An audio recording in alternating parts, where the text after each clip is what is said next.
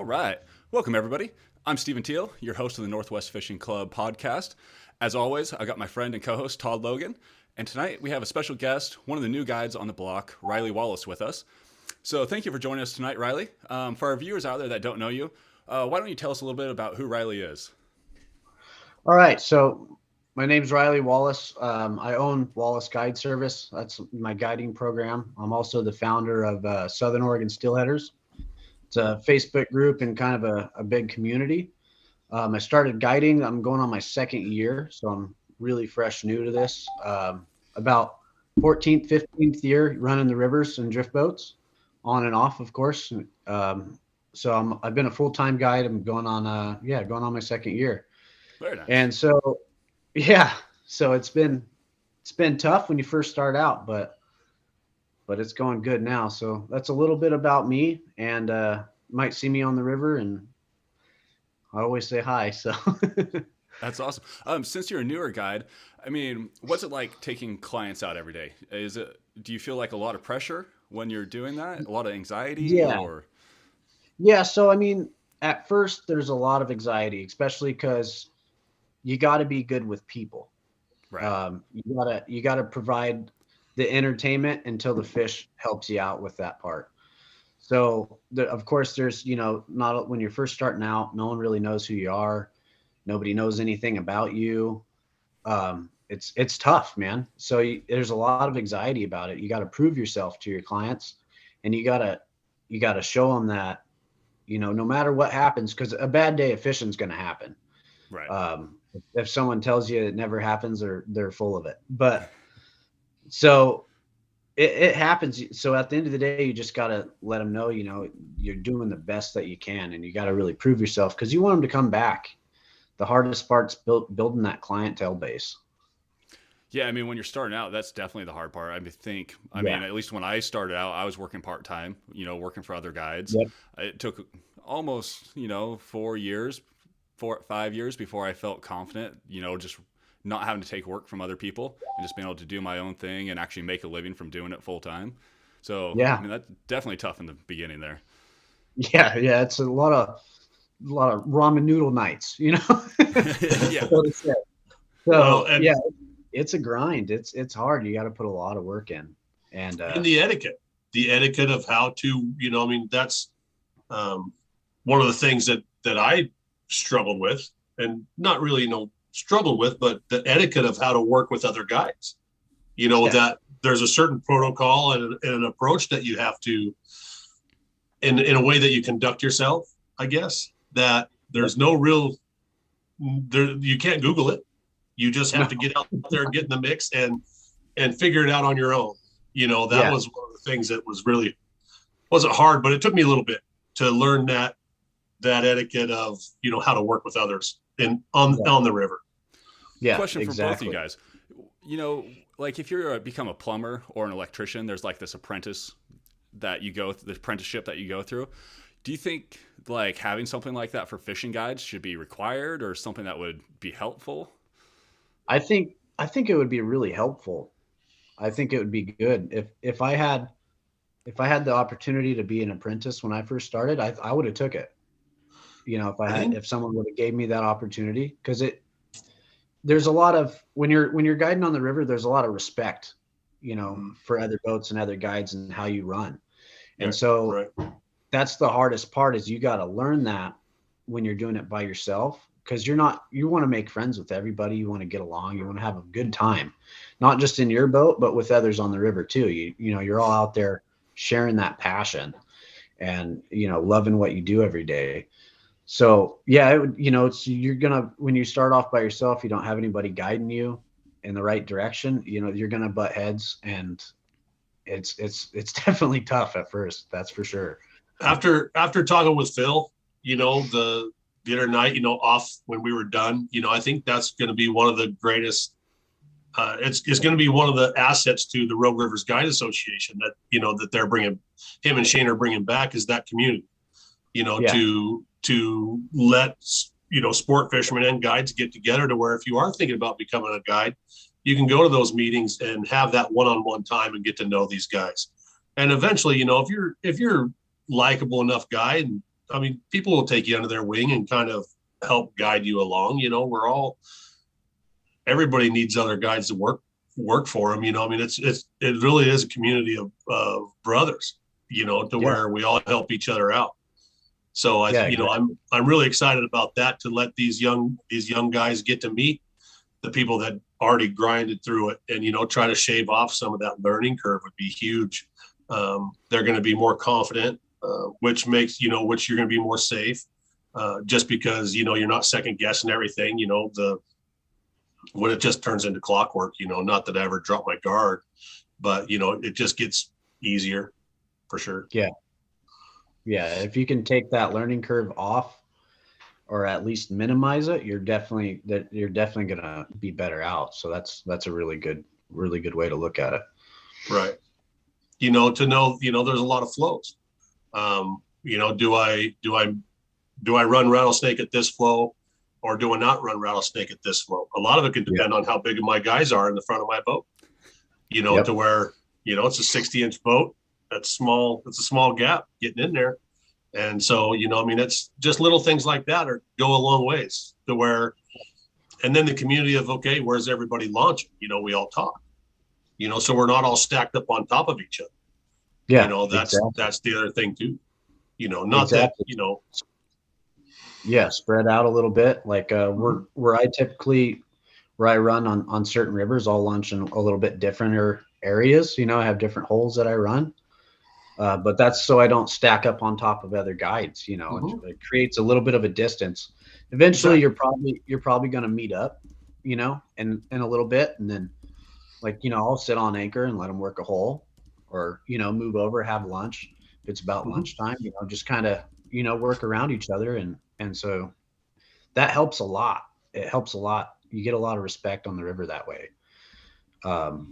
And respect is huge. You know, you don't want to be out there fighting with people and do it. You know, you're trying to have a good time. So that was probably the hardest thing for me to learn, was don't fight for holes. Just relax and have fun with it.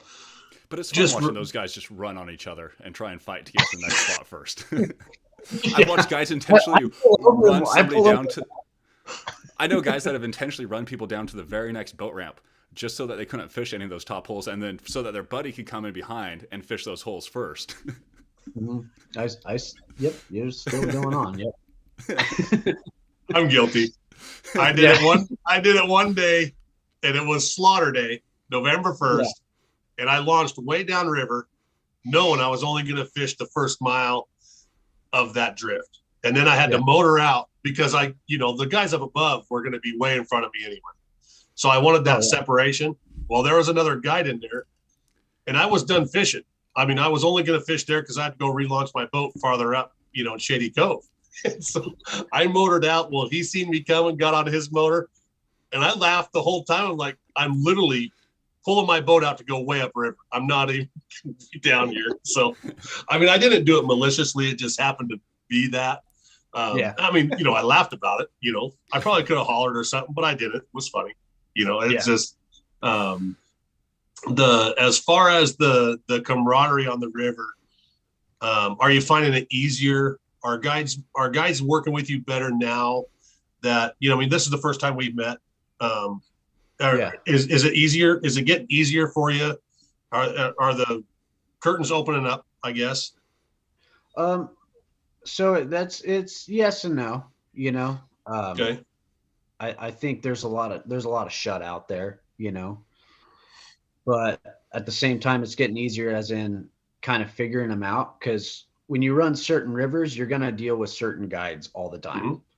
So it's, you know, the further along you get into it, the more you say, okay, this is how they like to run the hole. Most of the time, you know, they'll motor through this hole 4 or 5 times and then they move on.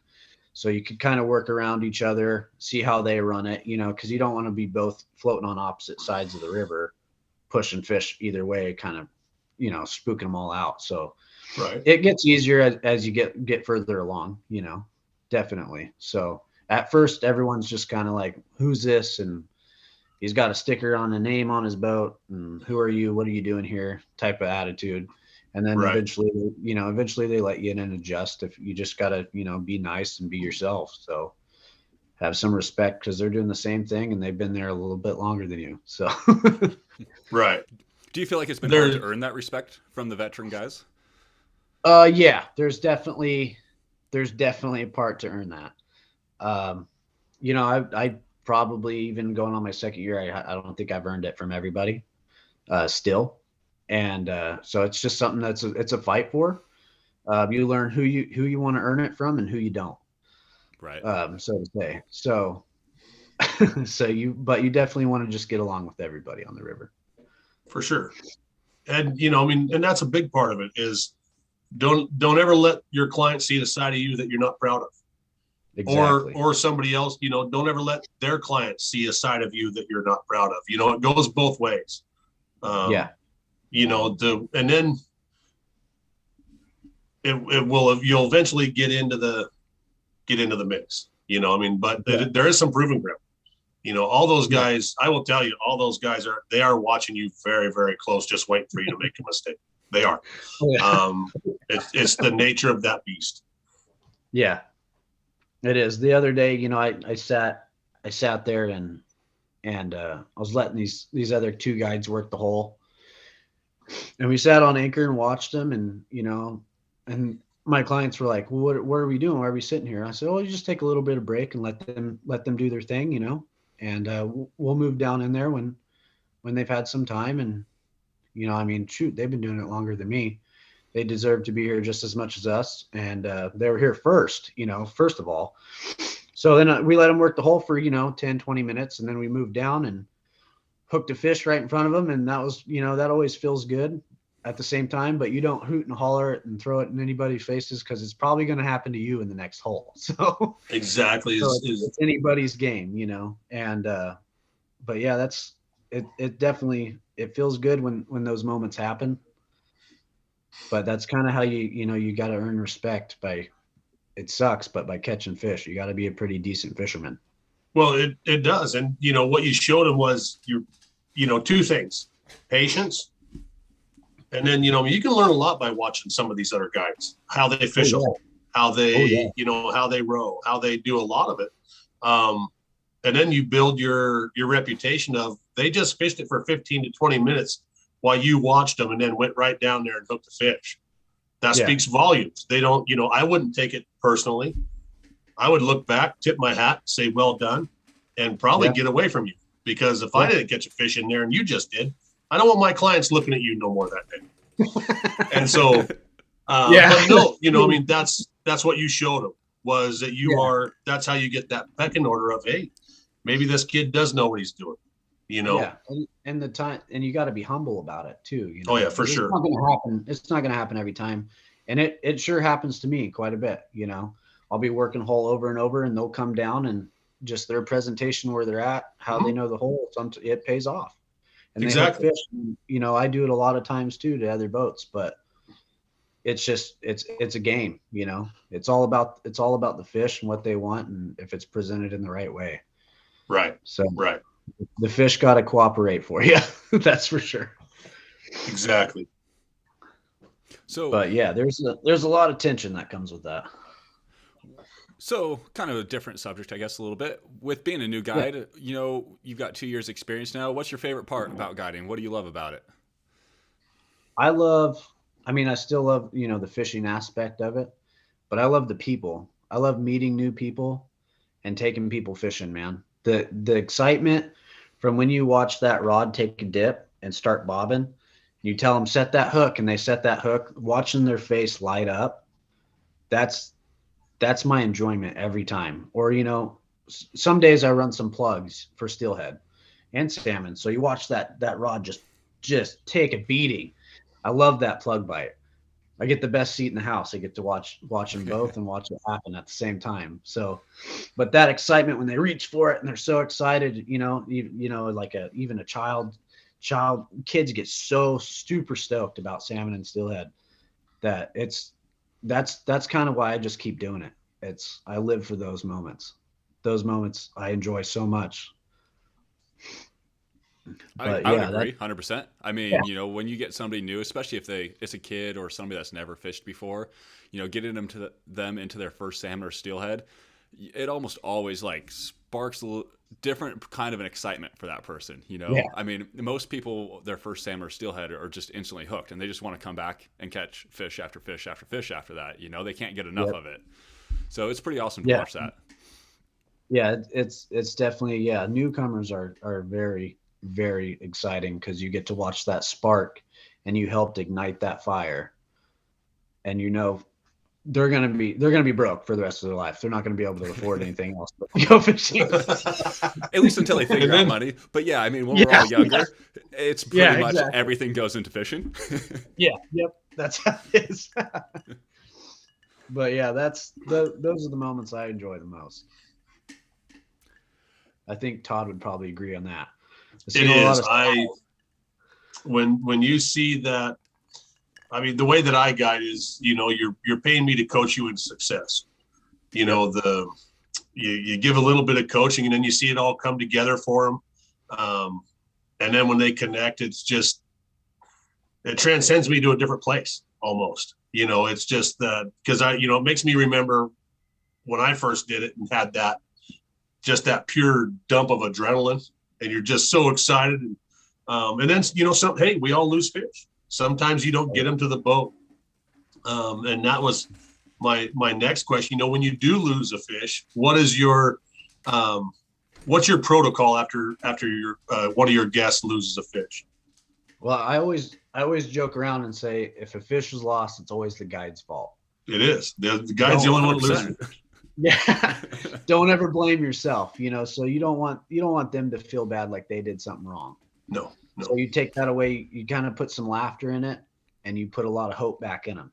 So Perfect. it's not going to be our only opportunity. We're probably going to have to work for another opportunity, but we're going to get it. Right. So you mean you're not yelling at them and blaming them for losing that fish? No.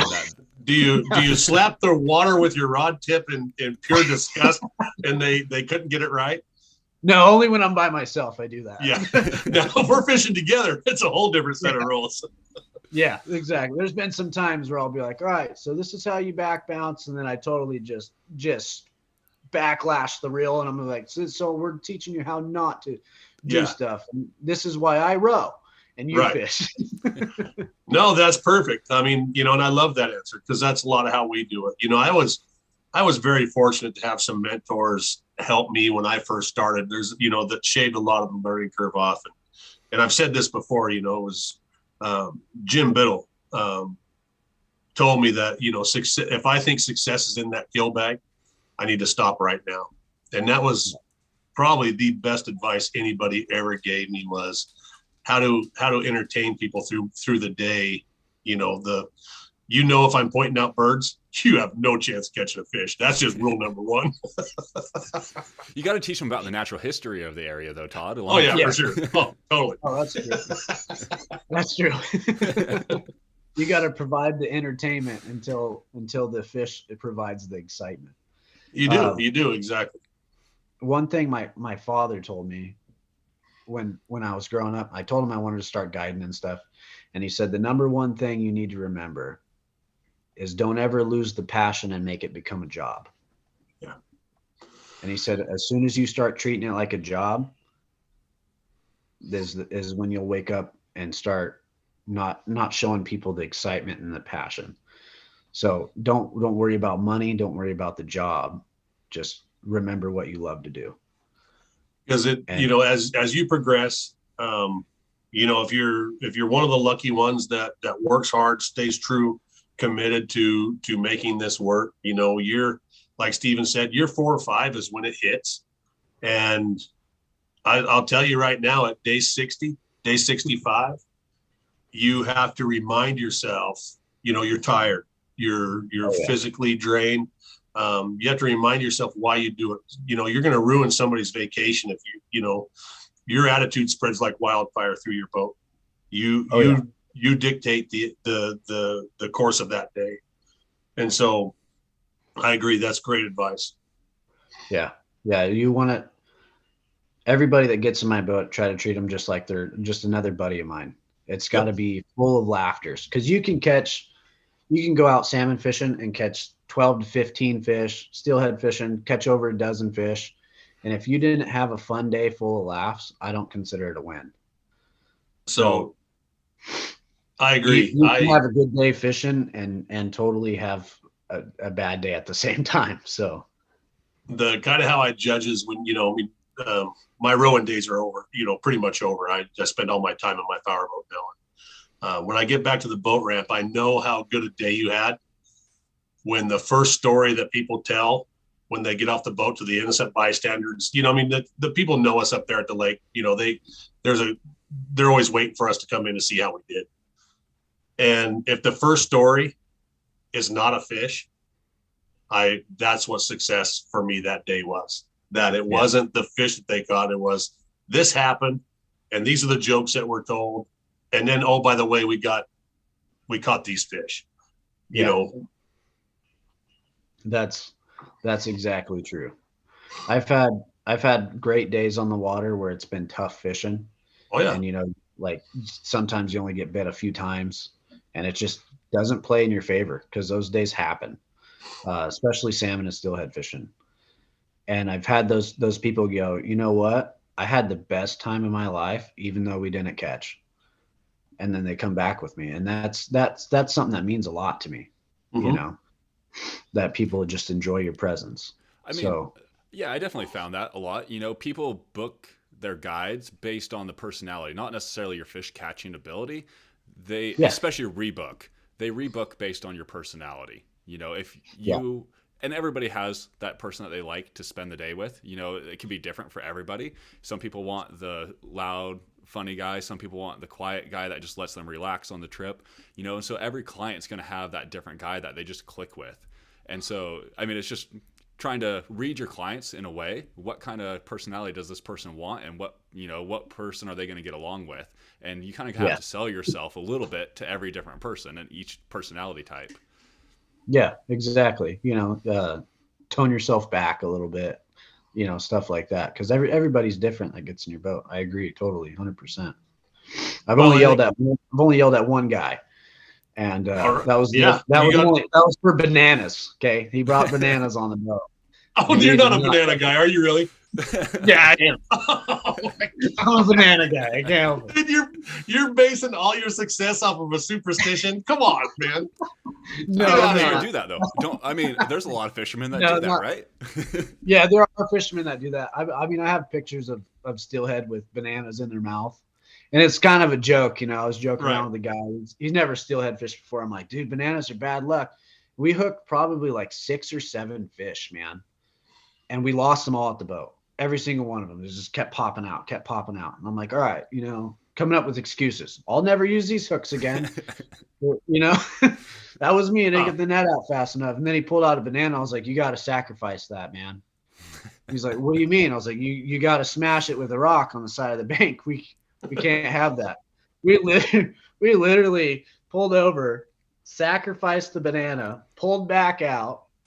He casted, hooked a fish, and we netted it. I'm not even joking. I was just like, it's hard not to be a banana guy when that happens. Like, come on. No, it is completely ridiculous to be a banana guy even after that happens. Have you had a day yet where you completely lost all control and just, you know what I mean? Frustration, all of it. Frustration. Yeah. Just lost it in front of your clients. Yeah, I had one of those days. I will say that. I had one of those days, and it wasn't really due to the fishing or the fish bite. It was mainly just a lot of disrespect from a lot of different people on the river. Right. And so I was mainly not frustrated with what they're doing, like spinning drift boats on holes and slapping the oars on the water right in front of you. That was like blatant as day.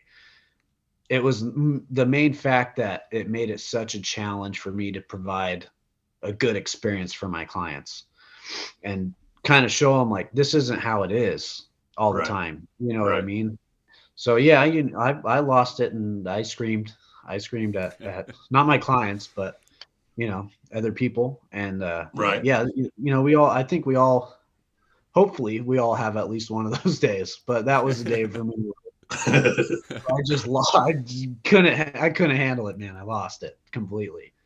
Yeah, So, no, I've had my day. It yeah, was in front of Steven and his clients.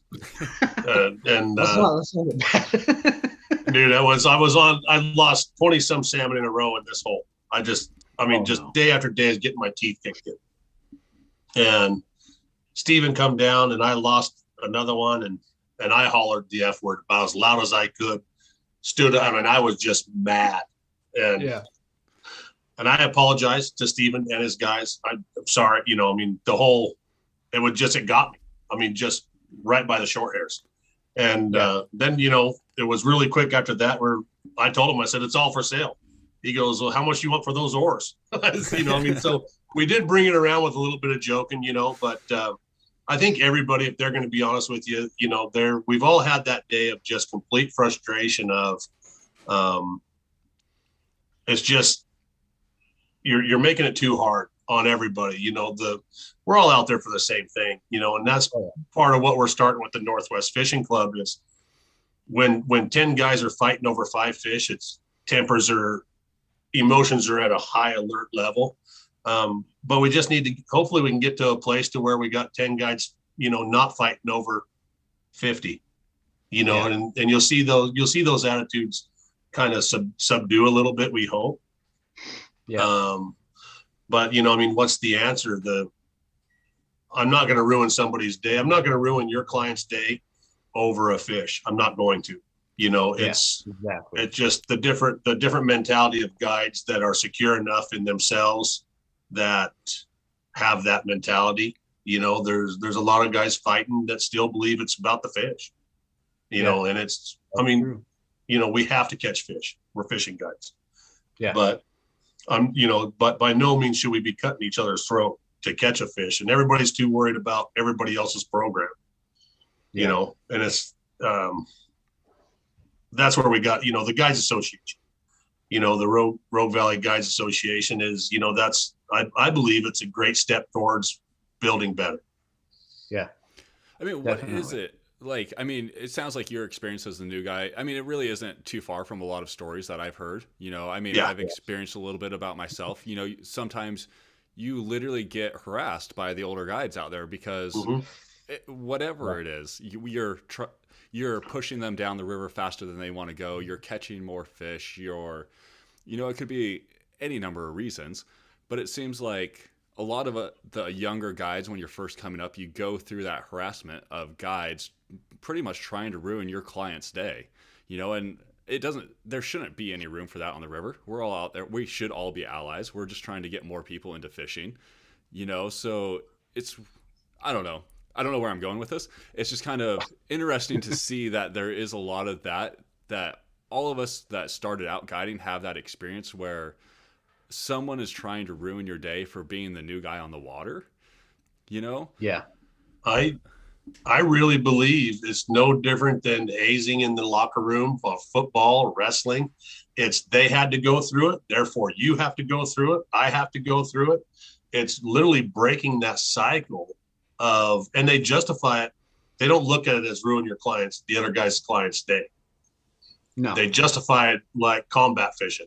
The more headache I can give, the more headache I can give you, the earlier you're going to quit, and then I don't have to compete against you. Exactly. That's the. But I think it's more that. If you're a guide, you're going to be out there for 8 hours for the full day. So I'm going to be out there no matter what next to you all day. So you're just ruining your day as well. Well, I think,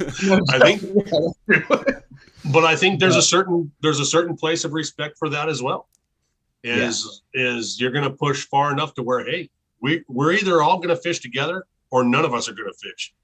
Because I'll drop my anchor in the middle of the hole and fish around me, tangle me up. At what point, and you hate to get to that place, but we all have to work together. We're all achieving the same goal. The communication. When I was first starting, I'd come into the hole, I would talk to you, how's it going? I wouldn't crowd you as, hey, do you mind if I get in there with you? and just things like that. And some of the, let's be honest, some of the older guys are never going to tolerate us. They're not. We are going to be a thorn in their saddle forever. And you know what? I'm just going to run my program. We're all trying to make a living. Yeah, I think that's all you can do as the new guy on the block. You just have to run your program every day and not worry about those older guys. But I mean, there's definitely some that will take you under your wing and mentor you. But then there seems to be a lot that just want to cause problems for you.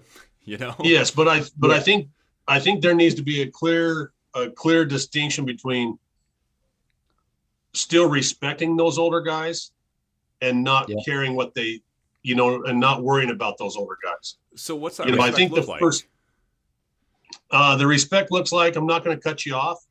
I'm not gonna motor right around you and jump in front of you. I'm probably just gonna pass through the hole, get by you, and just leave you to, as they probably tell the story, they're gonna say, oh, he was running on me, or they're gonna spew their rhetoric no matter what. But not purposely do anything malicious to ruin their day. That's what I deem as disrespect. If you fish faster than I do, if you're a 1 or 2 hit wonder guide, that's not bad. That's just your style. That's how you fish. That's just how you personally fish. I tend to fish a little bit slower, and so that respect has to be given.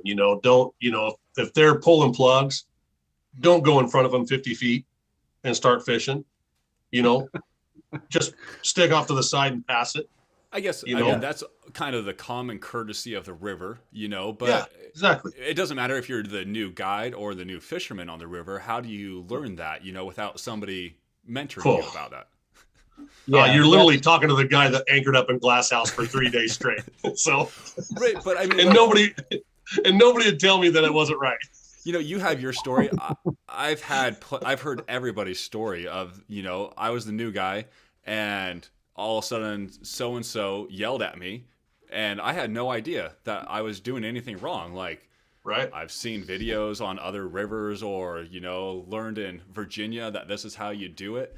Like, you come out to Southern Oregon. Southern Oregon's different than Northern Oregon, which is probably different than Washington, which is probably different than Idaho. Yeah. I mean, so how is that person from Idaho supposed to know what the common etiquette of Southern Oregon is? I don't think you can. I mean, other than I don't think you can. I mean, there literally is so many rules, unwritten rules of how you're to act on these Southern Oregon rivers,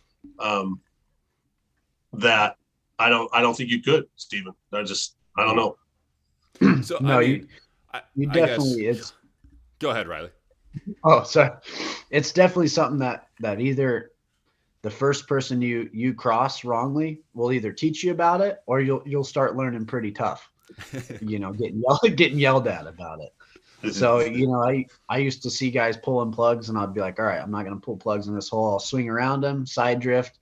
It took one guy to realize that was wrong. Don't do that. And so now, if you run into somebody on the river, you mind if I get down in front of you, 50, 100 feet and do a little side drift and I'll be gone out of your way. Most of the time they'll be like, yeah, no problem. Go for it. Just because you ask. So that's where the respect comes in mind. You got to think outside the box. Don't think for yourself, try to think for other people. But in the same, if I talk to you and you won't even acknowledge that I'm talking to you, I'm literally going to cast 1 foot past your plugs. I'm that guy too. I will do that. You're not alone. There's a lot of guys like that. If I gave you the respect to talk to you, at least, I don't care if you're mad at me or not, at least acknowledge me and show me a little bit of common courtesy back. But if you're just going to stonewall me and not look at me and pretend like I'm not talking, then I'm just going to fish. And I mean, it literally is just, all right, now we're not going to respect each other. I've been petty like that. I've slid down in a hole, had my clients be like, oh, hey, how's it going? One day I had a couple ladies in my boat and they just got glares back. Yeah. no Yeah, and way. that's Just a glare. And I was like, oh, okay. yeah. All right, we're gonna fish on top of you all day. That's what's gonna happen. And we And did. We anybody, got fish, and that person hates me to this day. But hey, they it's never liked you in the first place. So that's gonna happen. No matter what. That's becoming a new guide. No matter what you do, someone's gonna not like you. even if you're a good guide, Yeah. even if you're a good guide that's got plenty of river time and all that, there's always somebody that's not going to like you for some reason.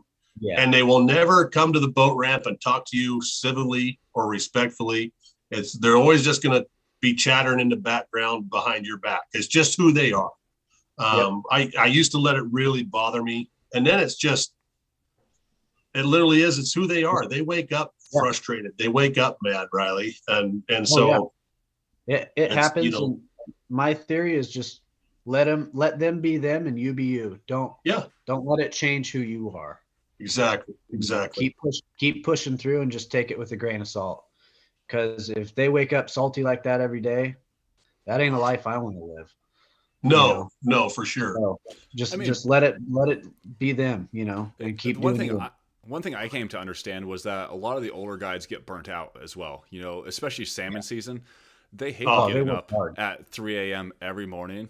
They hate, especially with how salmon fishing has become with the runs, basically decreasing throughout the Northwest. It's become harder to catch the salmon.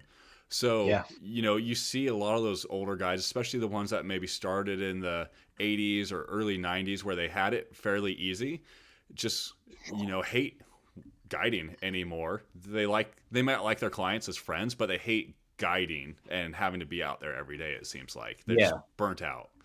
The competitiveness, it burns you out rowing the river every day.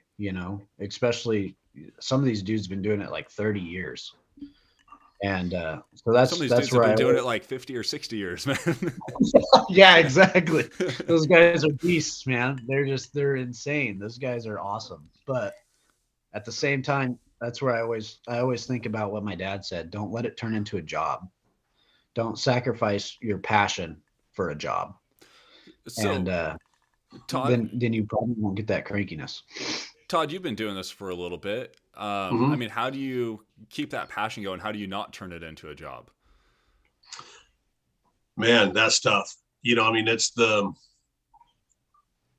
always find it like right now, I'm more stressed. Once I get guiding and on the water in the boat and all that, I'm way more relaxed than I am right now. And that's a tough question. I don't really know how to answer that because there's times where it is my job. The days that I sit, but it's never when I'm guiding. It's the office side of what we do it's not fun. I don't like it. But we're marketing. If I'm not on the water, I'm building my business. I'm building my brand. It's that side of it that is exhausting to me because it's not a natural environment for me. There's so much I'm learning to progress in that arena that, it's like doing homework when you're in high school. It is just a job. If you've seen my desk up here, the notes of all the people that are on they're on the hook, but they're not booked. It's and when those phone numbers come through, I'm, one of the things that I pride myself in is when you call, I know I answer by your name, and it sets a lot of people back. And they're like, how do you know who this is? Well, I take notes, it's the attention to detail, like we talked the other day, that I go to that I think makes me successful outside of the boat. But it's really hard. When I'm guiding, it's easy. As tired as I get, it's when I start my season, I'm on the water for close to 5 months and I'll have 14 days off. And that is a comfortable environment to me. You have to love being out there. Wouldn't you agree, Riley? Through the weather, the storms, the hot, the cold. I'm comfortable out there during those times. And so, it's just different.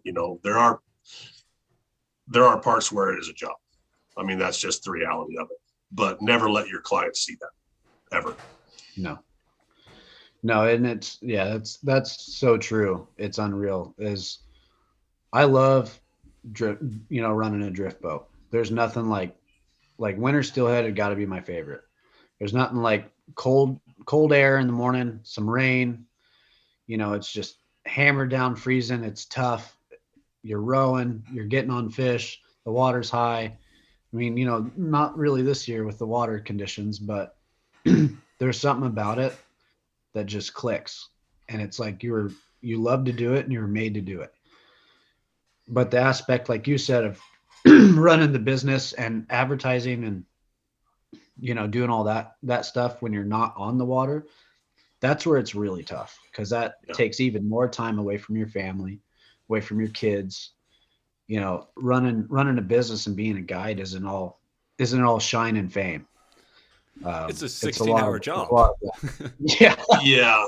And what's not sleeping and working. So, and what's hard is, at the end of a day of guiding, you have a handful of cash, or you made money that day. The days that you spend in your office, there's no immediate reward for all that hard work that you just did. And so that's why it's a job. I don't like being in the office. I wish I could just be in a boat. I'm very fortunate to be booked like I am. But. So what you're saying is there's basically no way to be a guide professionally full time without it turning into a job. Well, no. I mean, there's going to always be job aspects, but once you step in that boat, it's like it all goes away. I would say there's two different kinds of guides. There are guides that run businesses, and there are guides that guide. There is a separation between those two individuals, and it's a mindset. And so if that's where the job comes in for me, that's just what I see personally. Yeah, that's true. So you got a lot of experience, though. Change subjects just a little bit. We had some great questions come in from chat. First one is, what fish species would you target as a starting guide, like for the first year? Is there a specific one? If we're talking rivers, I'm guessing.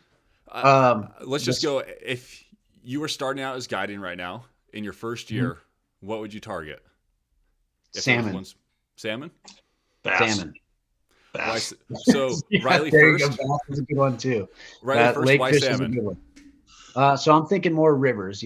Salmon, steelhead versus each other. There's a reason they call them the ghosts of the West, or a fish of 1,000 casts. Steelhead are hard to catch. Runs are depleting. You're going down. I mean, salmon are too, but me personally, I find myself doing a lot easier catching salmon in the river than I do steelhead. I love steelhead fishing. It's where all my passion really lies.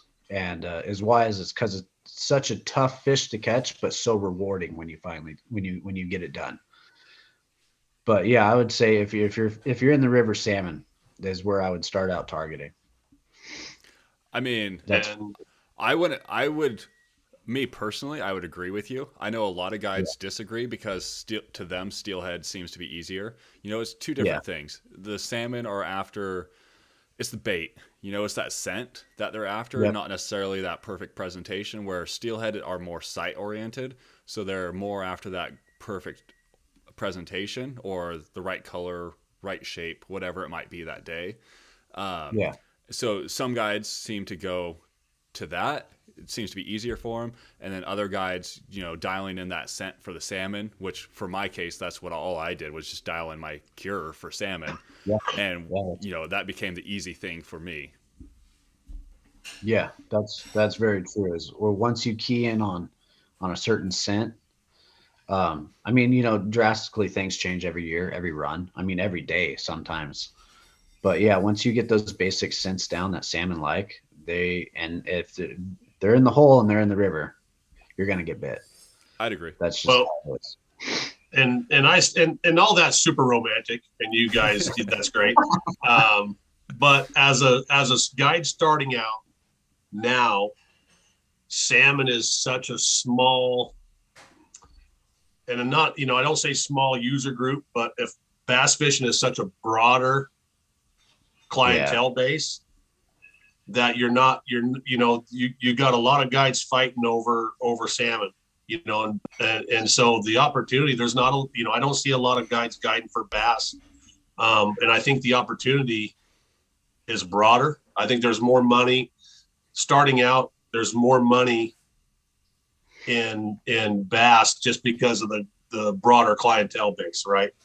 Yeah. Because you're going to do, if I got kids, if you got young kids, Riley, salmon fishing, you just need something to wiggle on the end of that rod. And so now I got a family friendly fishery instead of, we're going to, a lot of what salmon fishing is now, on a good day, you're going to get 8-10 opportunities. On a normal day now, you're going to get 3 or 4, and that's just on it. And so, I think there's more money to be made as a beginning guide and a longer season bass fishing than salmon. That's very true. Yeah, if you were to combine them all together, like I was pretty much thinking just river style, right? But if you were to throw lakes into it, no, bass, and that's I totally agree to it, man. Bass. When trout, everybody says guiding, that's the first thing they go to: steelhead and salmon. And it's the that's the glorified title. It is. It is, for sure. For sure in the Northwest, So I mean, Todd, do you think there's a market for bass guides in the Northwest? Absolutely. When we did the lake trout stuff, everybody said I was stupid. I was crazy. Nobody's going to pay me that kind of money to go up there and catch those fish. Shoot, I would. And so I would too. But with everything, it's all how you market it. And that brings up, we're going to segue right into my next question to Riley is, I don't fight the new guide drama anymore. People pretty much leave me alone. But how do you market for your business and not get, because I know the grief, we post a lot of stuff. And so how do you navigate that? Have you found any success navigating how to grow your business and not exploit a fishery, I guess is what I'm asking. Yeah. There's parts of it, it's hard for especially older guides to grasp the social media thing. Social media coming up, just really in the last, 5-6 years, just getting pretty huge. So it's hard for them to grasp social media over like a business card, you know what I mean? Or like paper versus the internet. So everybody's on the internet now. Everybody's on social media. It's hard. It is difficult to balance it out because you gotta post stuff. You gotta show results. You gotta advertise, and social media is a great way to do that. And there is such thing as over advertising, I guess. So, because you'll get a lot of flack and a lot of hate from other guides because they think you're blowing up the fishery. And at the same time, you got to understand where they come from because they're out there every day too. So they see a lot of stuff you don't, especially if they're in different sections. Steven's got the best answer for this of all time. I don't know where you're going with that exactly, Todd. But of knowing where I'm fishing. How are you going to know where I'm fishing? Why are you so mad that I post a picture?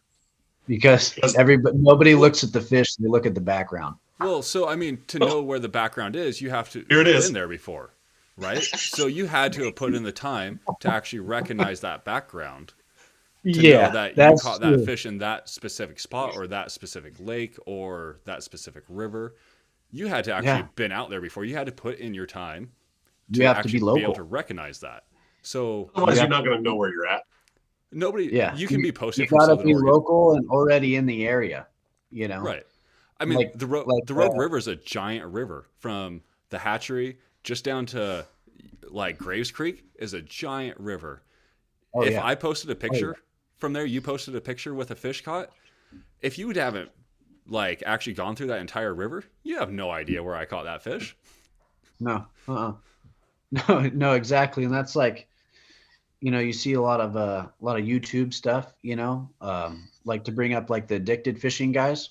I have no idea where they're at. No I can clue. tell you. I do this. Yeah, I've seen them in your boat before, but like, most of the rivers they fish off the bank, they're in a boat, they're in a raft, or they're fishing. I have no clue, and I do this every day. So unless you're local to the area and you've been there before and you know it enough, especially when you're floating down the river, it's different when you're looking down than when you're looking up. Mm-hmm. That's how I like to tell people. So, if you got a guide in the back of a boat holding a fish and it's a picture upriver, it looks a lot different. You got to really know where it's at. So typically if they're going to pick you out and they're going to know where you're at, they're local people. You're not bringing any newcomers, so to say. Right. Exactly. So I totally agree with that, Stephen, 100%. So that's where the argument's kind of, it's hard, And arguing with people about it.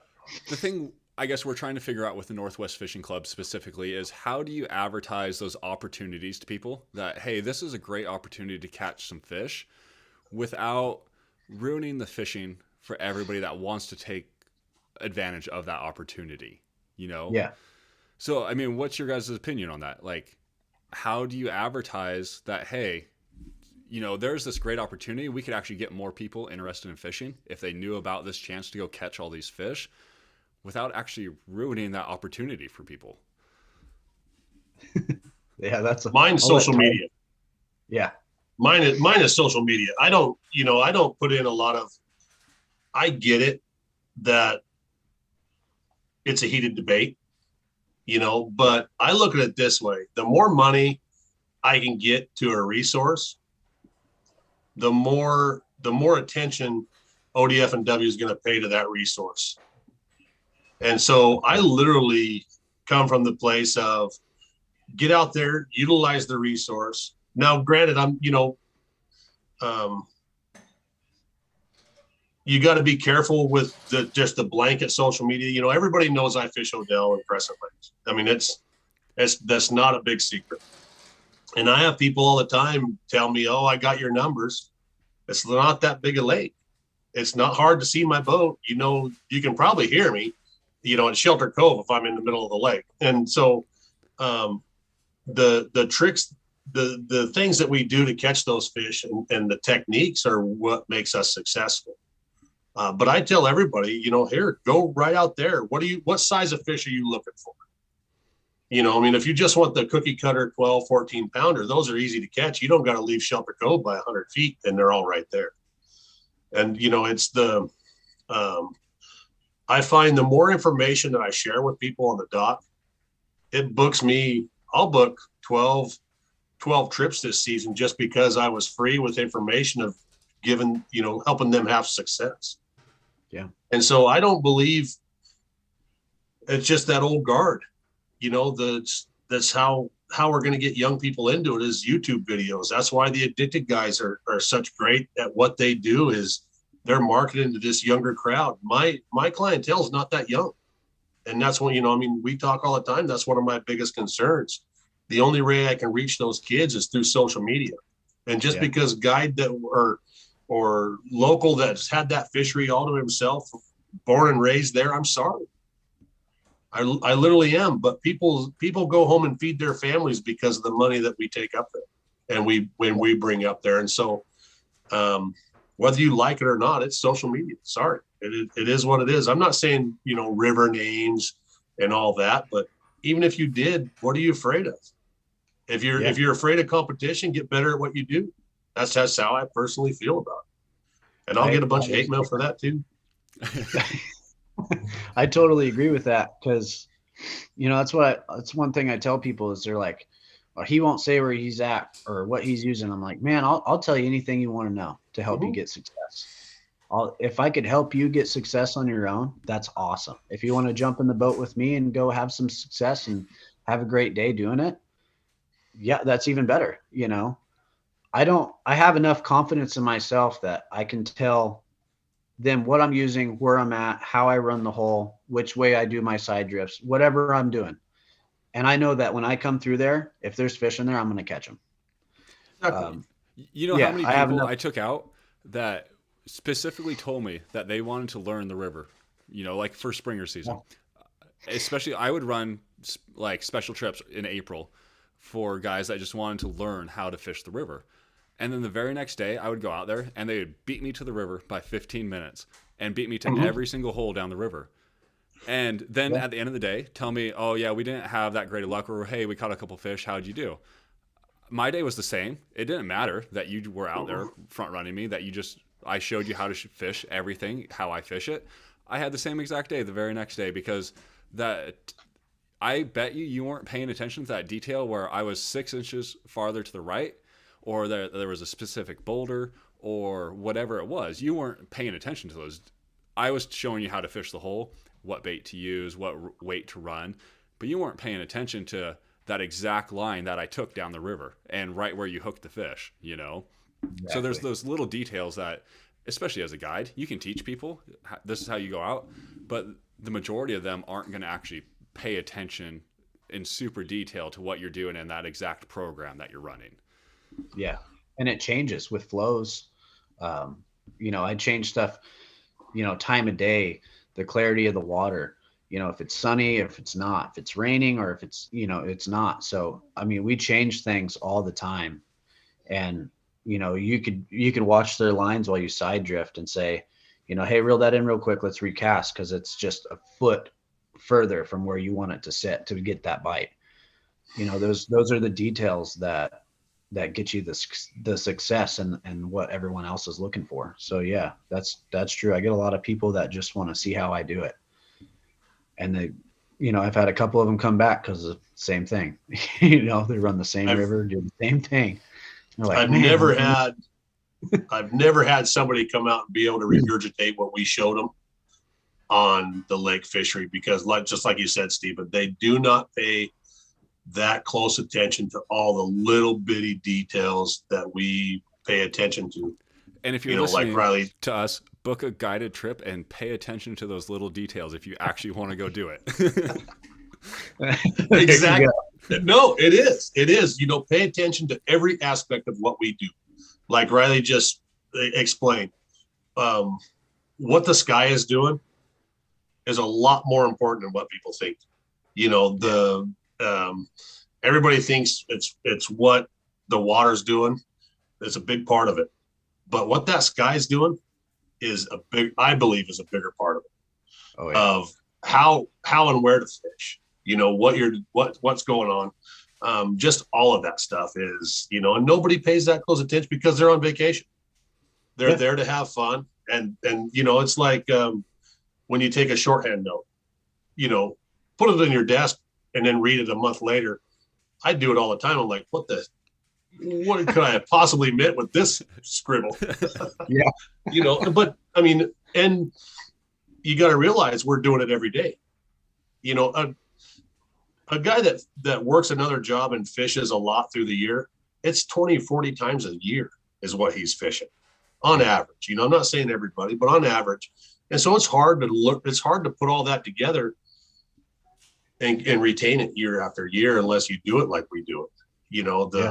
The process, do you find the process of getting them to fire, Riley, is just as satisfactory as catching that? You know what I mean? Just, those days where you go out there and can throw anything and they jump on the hook and you catch them. Yeah. Do you like that better than the days where you have to figure it out? Which ones do you like better? I like the challenge. I love the challenge. I like the process. I like the days like the other day we pulled down into this hole and I was like, all right, the fish are starting to spawn, the water's getting warm. Let's run some plugs because they're getting aggressive, right? I like to run plugs for bigger, aggressive fish during that time of year. So pull down a hole, see 7, 8 fish roll. All right, we got to change it up. We're not getting bit. You change it up. You change it up until you get one to hook. You get one to set, and then you're like, all right, now we got them. Because there's certain things that you do that I like that challenge. Do you, I love it. well, and I'm glad you brought that up. So do you take your treble hooks off your plugs and go to a single siwash to be easier on those fish, because Yeah. it's spawning, and so it's a critical time to take a little bit better care because they're tired. You don't want to overstress them, but you also don't want to hurt them with two treble hooks as well. Yeah. So are you changing out your hooks and during that? Yeah, I'll change them up and run some siwash hooks. Good. Off the plugs, especially if you don't want to. If you're not going to keep a fish, you don't want to mess it up. Right. So there's certain rivers that I run where you can't retain like a wild fish. I don't like retaining a lot of wild fish, but if they're going to hit a plug with a treble hook and they're leaking everywhere, it breaks your heart to put them back, knowing that they're just going to go die. So like, especially with those other rivers, sometimes I won't even run plugs at all, because you don't want to beat them up if you're going to have to throw them back. That's a big part, to our success in the future, preserving those fish. But yeah, you got to think about the fish before you think about your success. So one of the hot topics right now is the retention of wild steelhead in He Southern said Oregon. Here we go. So I want to know what's your take on that debate. I mean, do you think the loss of the harvest opportunity would actually affect your business? Say Southern Oregon closed off retention of wild fish. Do you think that would affect your business? I mean, yeah, in a way, I don't keep every wild fish I catch. Definitely not. Sometimes you even got to take the videos of throwing them back just so people believe you. But I've probably put over 30 winter steelhead back in the river. A couple of those fish being hatcheries, just taking people that don't like eating fish. But they don't want to eat them and take them. But yeah, I think it has an impact for sure. You want a lot of fish in the river. I mean, that's just how it is. You want to have every guide wants to have amazing, successful days. I mean, you always want to be successful, and if you can do anything to better your future, I think that's definitely the way to go. You got to think long-term, not short-term. So yeah, with native fish, it's hard. It's a touchy subject. It's very touchy. Man, I tell you what, I have bashed some natives this year. There's no doubt about that. A lot of guides they'll get really mad at that saying right there. But you're not gonna get any friends. Well, I mean, you will get some friends by saying that you harvest wild fish, because I mean, there's a lot of guys that believe that harvesting, having that opportunity to harvest fish is a huge part of fishing for people.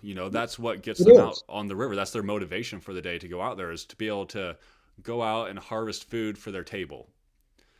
It is. And you take those guys that, they love eating fish and they love fish a lot, man. Some of them I've taken, they haven't caught a fish in like 8 years. I put a cap on my boat, so I don't like 12 max, but I don't like keeping anywhere over 10 natives. I try to throw at least all the hens back that I can, because they're full of eggs, especially.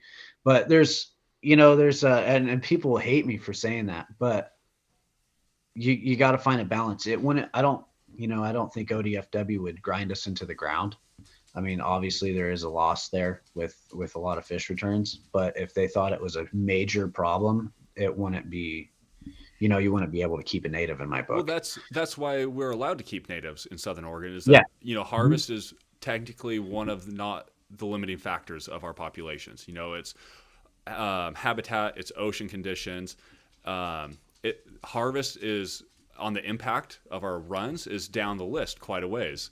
So that's the main argument for it, is that, we can have these fisheries that are allowed to harvest wild fish. You look at the ones that have closed harvest to wild fish, Washington, Canada, all through a lot of Oregon rivers. You can't harvest wild fish on most rivers, at least for steelhead. Southern Oregon is one of those rare areas that you're actually able to. And on a lot of these rivers where harvest is closed, we haven't seen any rebound in returns. There's been no improvement in runs. It tracks the Yeah, same, that's just as Southern Oregon rivers do. So it's like, what impact is harvest actually having on these fisheries? And so why wouldn't we allow harvest if science says that harvest can be supported?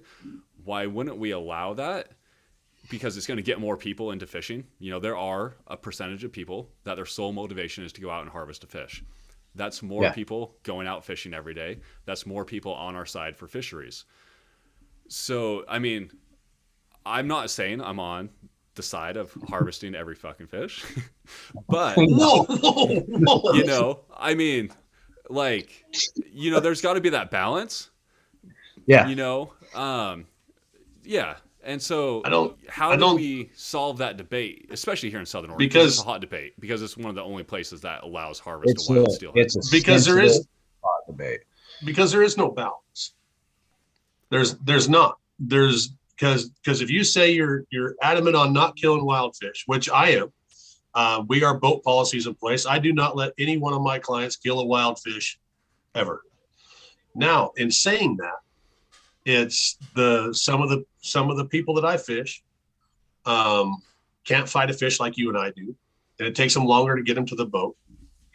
And on a plug bite, that fish is dead before I can row on top of it. That fish is dead, and just like Riley, I'm not throwing that dead fish back. I'm going to put that on a harvest card. Yep. If it's wild, it breaks my heart. But we are adamant on zero retention. Nobody wants to talk about the fish that are spewing blood. And so you bonk that fish because of that, because the first place their mind goes is, sure, you just wanted to kill a wild fish. One of the biggest debates right now is everybody's going to have knee-jerk assumptions of why you killed that fish without ever talking to you to see why you did it. I made the joke the other day. If somebody said, Todd, there's $1,000 tip if you let me kill that 26-inch wild steelhead, do you get your bonker or do you not? I'm just saying that I have clients that have enough money to where that was, that would be a legitimate. I think the balance is all of us coming together and getting rid of those knee-jerk assumptions and understanding, okay, Riley has 10 fish that he lets his clients allows his clients to harvest. Yeah. Okay. That's not 10 fish a trip. So he's not killing 100 a season. I know one guy that his steelhead numbers this year almost 300, with zero wild retention. That's his personal policy. And it works for him, but and I'm on that side of the fence. No way am I saying that killing wild fish is either decimating or not decimating our runs. The only thing that I think that we're saying on this side is we're not, the ones that are being killed are not, the majority of them are downers, or summer fish that are headed down. We've all seen it.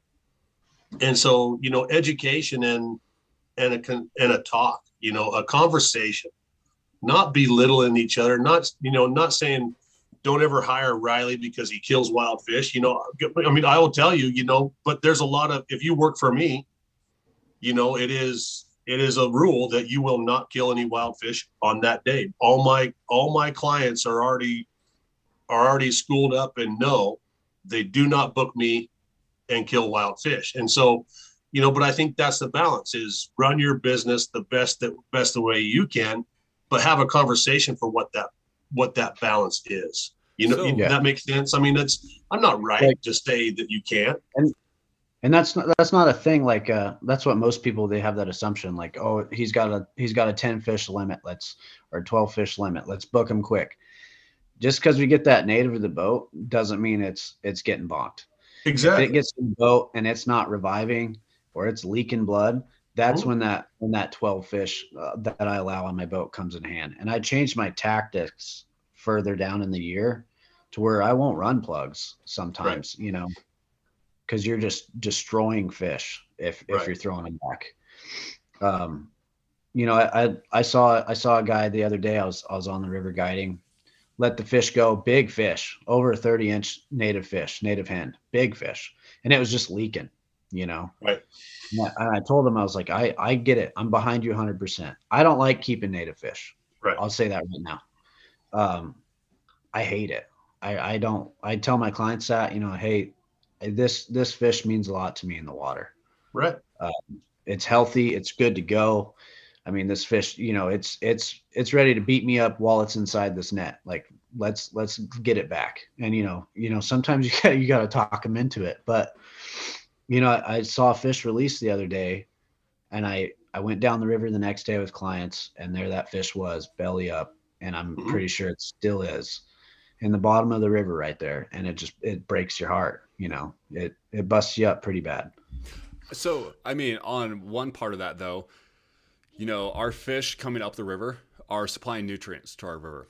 That dead fish actually is creating more fish for our rivers. It's supplying nutrients to the bugs. It's supplying nutrients to the juvenile fish. So just because it died doesn't mean it's all a waste.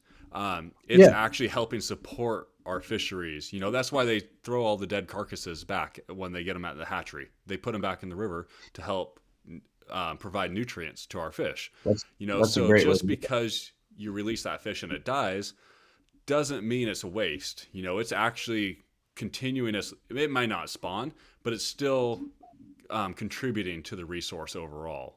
Yeah, that's very true. Well, and the other debate on why can you do it in Southern Oregon compared to anywhere else, it's really important for not every fishery or river system is the same. You can't say, I mean, look at the Umpqua and how much fish. That's why everybody fishes it. I mean, there's a debate that would say there's more fish up there. We should be killing wild fish on the Umpqua instead of the road, because in all honesty, if you're looking at fish numbers, it makes more sense to kill wild fish on the Umpqua than the road. There's a lot more fish. That's why all the guides are there, and so the debate goes in this big circle, and you can't really narrow anything down because no river system is the same. And as soon as people realize that there's just different circumstances to all of it, and do your research, understand your river, talk to your hatcheries, see what's going on, Exactly. and treat it accordingly. People go to the Umpqua knowing that they're not going to kill any wild fish, and they're okay with that. Yeah, I ran the Umpqua quite a few times this year, and I'm totally okay with it. I'm fine with throwing fish back. I love, that's the perception people get is, well, he kept a wild fish, and so he just bonks, 80 to 100 a year, and that's not true at all. No, and that's, again, it goes back to that conversation of, hey, what happened that made you make that decision? Nobody's going to extend that courtesy. Yeah, no, it's always, they see a fish bonked, and it's always, you killed that fish. They don't ask you, hey, did you just decide to bonk it, or what was leading up to that? Right. And almost everybody on my boat will tell you, well, we got it in the net, and that thing just didn't want to kick off. Right. It didn't want to go. Well, and as well as I do, if you catch enough fish, I am zero retention on lake trout. This year I'm not letting you have the slot limit. There's going to be things that happen, Riley, that fish is dead. It'll come up dead. And, when you're fishing 180 to 160 feet deep, a lot can happen in between getting to the boat. And out of, just over 400 fish a season to my boat, you were going to kill 4. The worst year was 9. The best year was 4. And that's, just got hung up in another line or rolled up in the line. We go to great lengths to baby these fish, but accidents, bad things happen. When you boat enough fish, sooner or later, something bad's going to happen. And you just have to deal with it at that point. Yeah, it's a great way to look at it. And most people don't see it that way, you know? No, they don't. I mean, and it's, like this conversation, I don't know where that balance is, but I do believe there is a balance if we can all have a constructive conversation and not ridicule each other, call names, belittle, Yeah. So that's the thing is I don't believe in keeping native fish, but there's a point in, keeping it when it's going to die, and it's already dead pretty much. So right. That's great. It helps also seeing your side for the lake trout. It happens. It does. I mean, it's as much as we try to curb it, it happens. I mean, it just does. And so, but I have one more question. And it's, not to trigger you by any, this is what would it help if I said with all due respect? When you say that, you can say whatever you want. I don't know. Yeah, exactly. I'm off the hook, and so, there was a post made, about your rates. How do you come up with what you charge? So, a lot of that, what I charge, that's a huge ordeal with a lot of other people, I guess. But so when you're starting off in the game, you're just trying to get out there, and there's everybody, I don't know, and not everybody does it, but a lot of guides do it. You gotta fill your seats and get your name out there. And it's just like any other business aspect, I mean, if you own a roofing company, you offer deals and everything. And, you got to get your name out there. You got to get your clientele base built. Will they hang down low forever? No. I mean, my prices has raised up quite a bit. I mean, when I first started, I was like $100 a seat for salmon and steelhead trips. And that angered a lot of people. And it wasn't to play a throat cut game. It wasn't to take clients out of anybody's pocket. Nothing to do with it. It was just to get my name out there and create some affordable seats and build that word of mouth clientele base, so to say. You got to get those people in there, and then they go out and tell everybody about the day they had. And it's tough. It's a touchy subject, and it's you're trying to build your worth, before you know your worth. I know why it happens. I did it. When I first started out, just after reading those comments, I didn't think it was fair because nobody asked you. I wanted you to be able to tell your story so people understood what that is. It's not just, you're not just trying to cut my throat. No. It's way bigger than that. And that's why I wanted to bring it up, because I thought it was extremely unfair. Those people looking for the deals on those trips usually aren't the clients that the veteran guys want. Nope. I mean, they're literally just there for the deals. And you, as a new guide, you're hoping to hook a couple of them, that you click with a couple of them. And so you can book them as long-term clients. But those veteran guides, you don't want those guys that are out there looking for the deal that the new guys are having to get.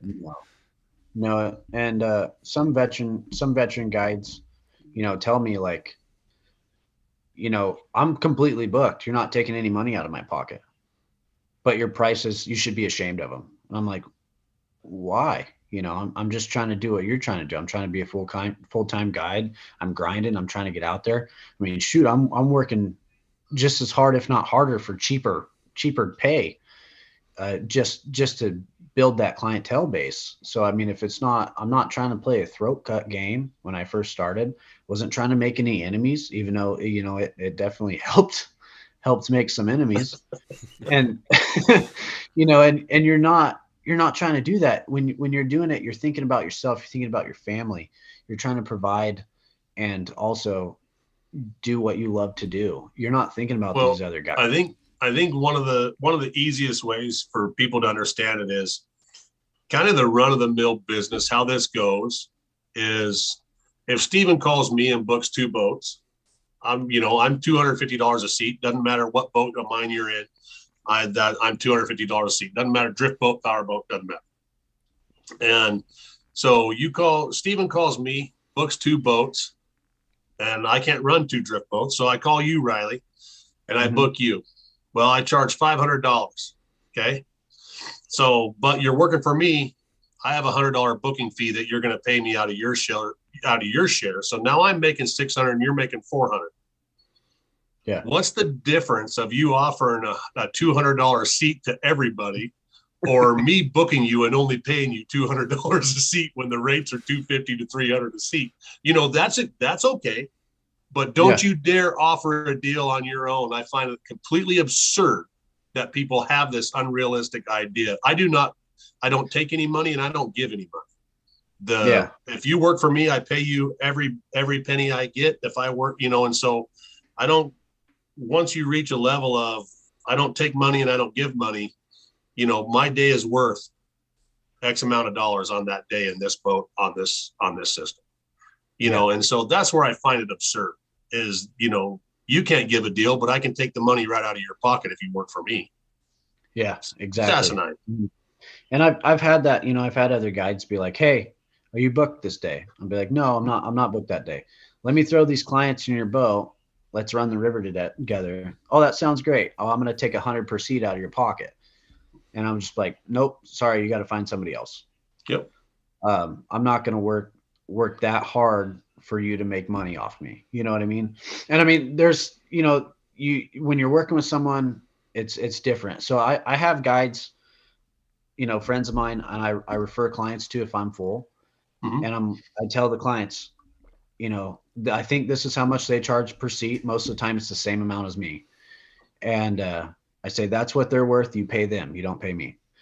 So I don't take anything out of pocket. I don't take 50 or $100 per seat when I do that. They work for it. I mean, shoot, sometimes they don't even run the same section I'm running that day. Right. So, I don't have anybody that works for me or anything, but I just have, those people call you, and if they call and they book back with them, like, that's great. Like, some clientele. If they call back because you referred them and they had a good day and they want to go with you next time, that's even, that's good too. So the main thing is taking care of those clients so they keep coming back. And that's a hard one you're doing this deal where you're $200 a seat. That's not okay. I'm $250 a seat or $275 a seat. I'll book you, but I'm going to take this difference out, and then you ended up making up the same amount. So exactly. That's where it's asinine to me. That's where I'm so confused. Like, why? I will tell you, when I first started, I worked for other guides and I let them take that $50 a seat. we all had to work. It's our lights are on because you're working your boats. Yeah. It's not always a bad thing, to do that. It gets you into the network of guides. But there's at the same time, make their whole living off of working from other guides. Yeah, no, there is. There is. And so, there's good and bad that comes with it. I just, what I read was, to me personally, was extremely unfair. And I wanted you to be able to express why we do it in a way that people could understand it. It's literally starting a business. Yeah, I appreciate that. It's all just, it's trying to get yourself built up, and you'll get to that point where you match everybody else. It just takes time to get your name out there. It's not a throat cut game. It's not a disrespect game. If anything, guides, especially like you, Steven, and you, Todd, I have mad respect for. Like, you guys I grew up, watching Steven on Potskis and YouTube, and I've seen you on Odell Lake, and I'm like, gosh, these guys are awesome. Well, thank you. I have respect for everybody on the water, until your personality and who you are defines, how I judge that. So yeah, for sure. But yeah, it's not a throat cut game, I mean, thanks for letting me defend myself. Even when I was in year 5, when I had my clientele built up, I would run specials in April because I wanted to go fish for springers.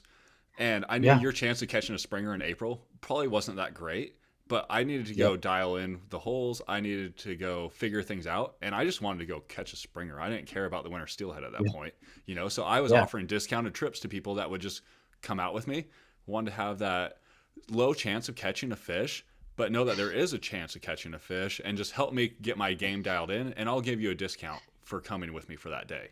You know, I'm not charging my normal rate. I'm not going to guarantee you that we're going to be out there for 8 hours like a normal full day trip.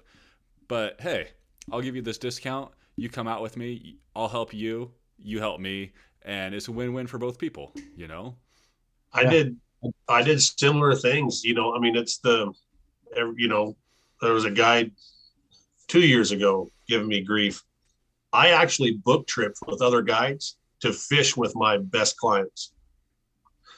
You know, it's because I don't ever get to fish with them. I always fish them. And so I'll actually book other guides to fish me and my top clients as a thank you for spending as much money as they do with me through the year. Slaughter Day, one of the most coveted days on the river in the upper road, right? I gave that day November 1st. I would used to give that day away to whoever spent the most money with me that season. And they always tip you out. Great. I mean, treating them You're like probably getting just as much in tips, honestly, as you would book for that day, right?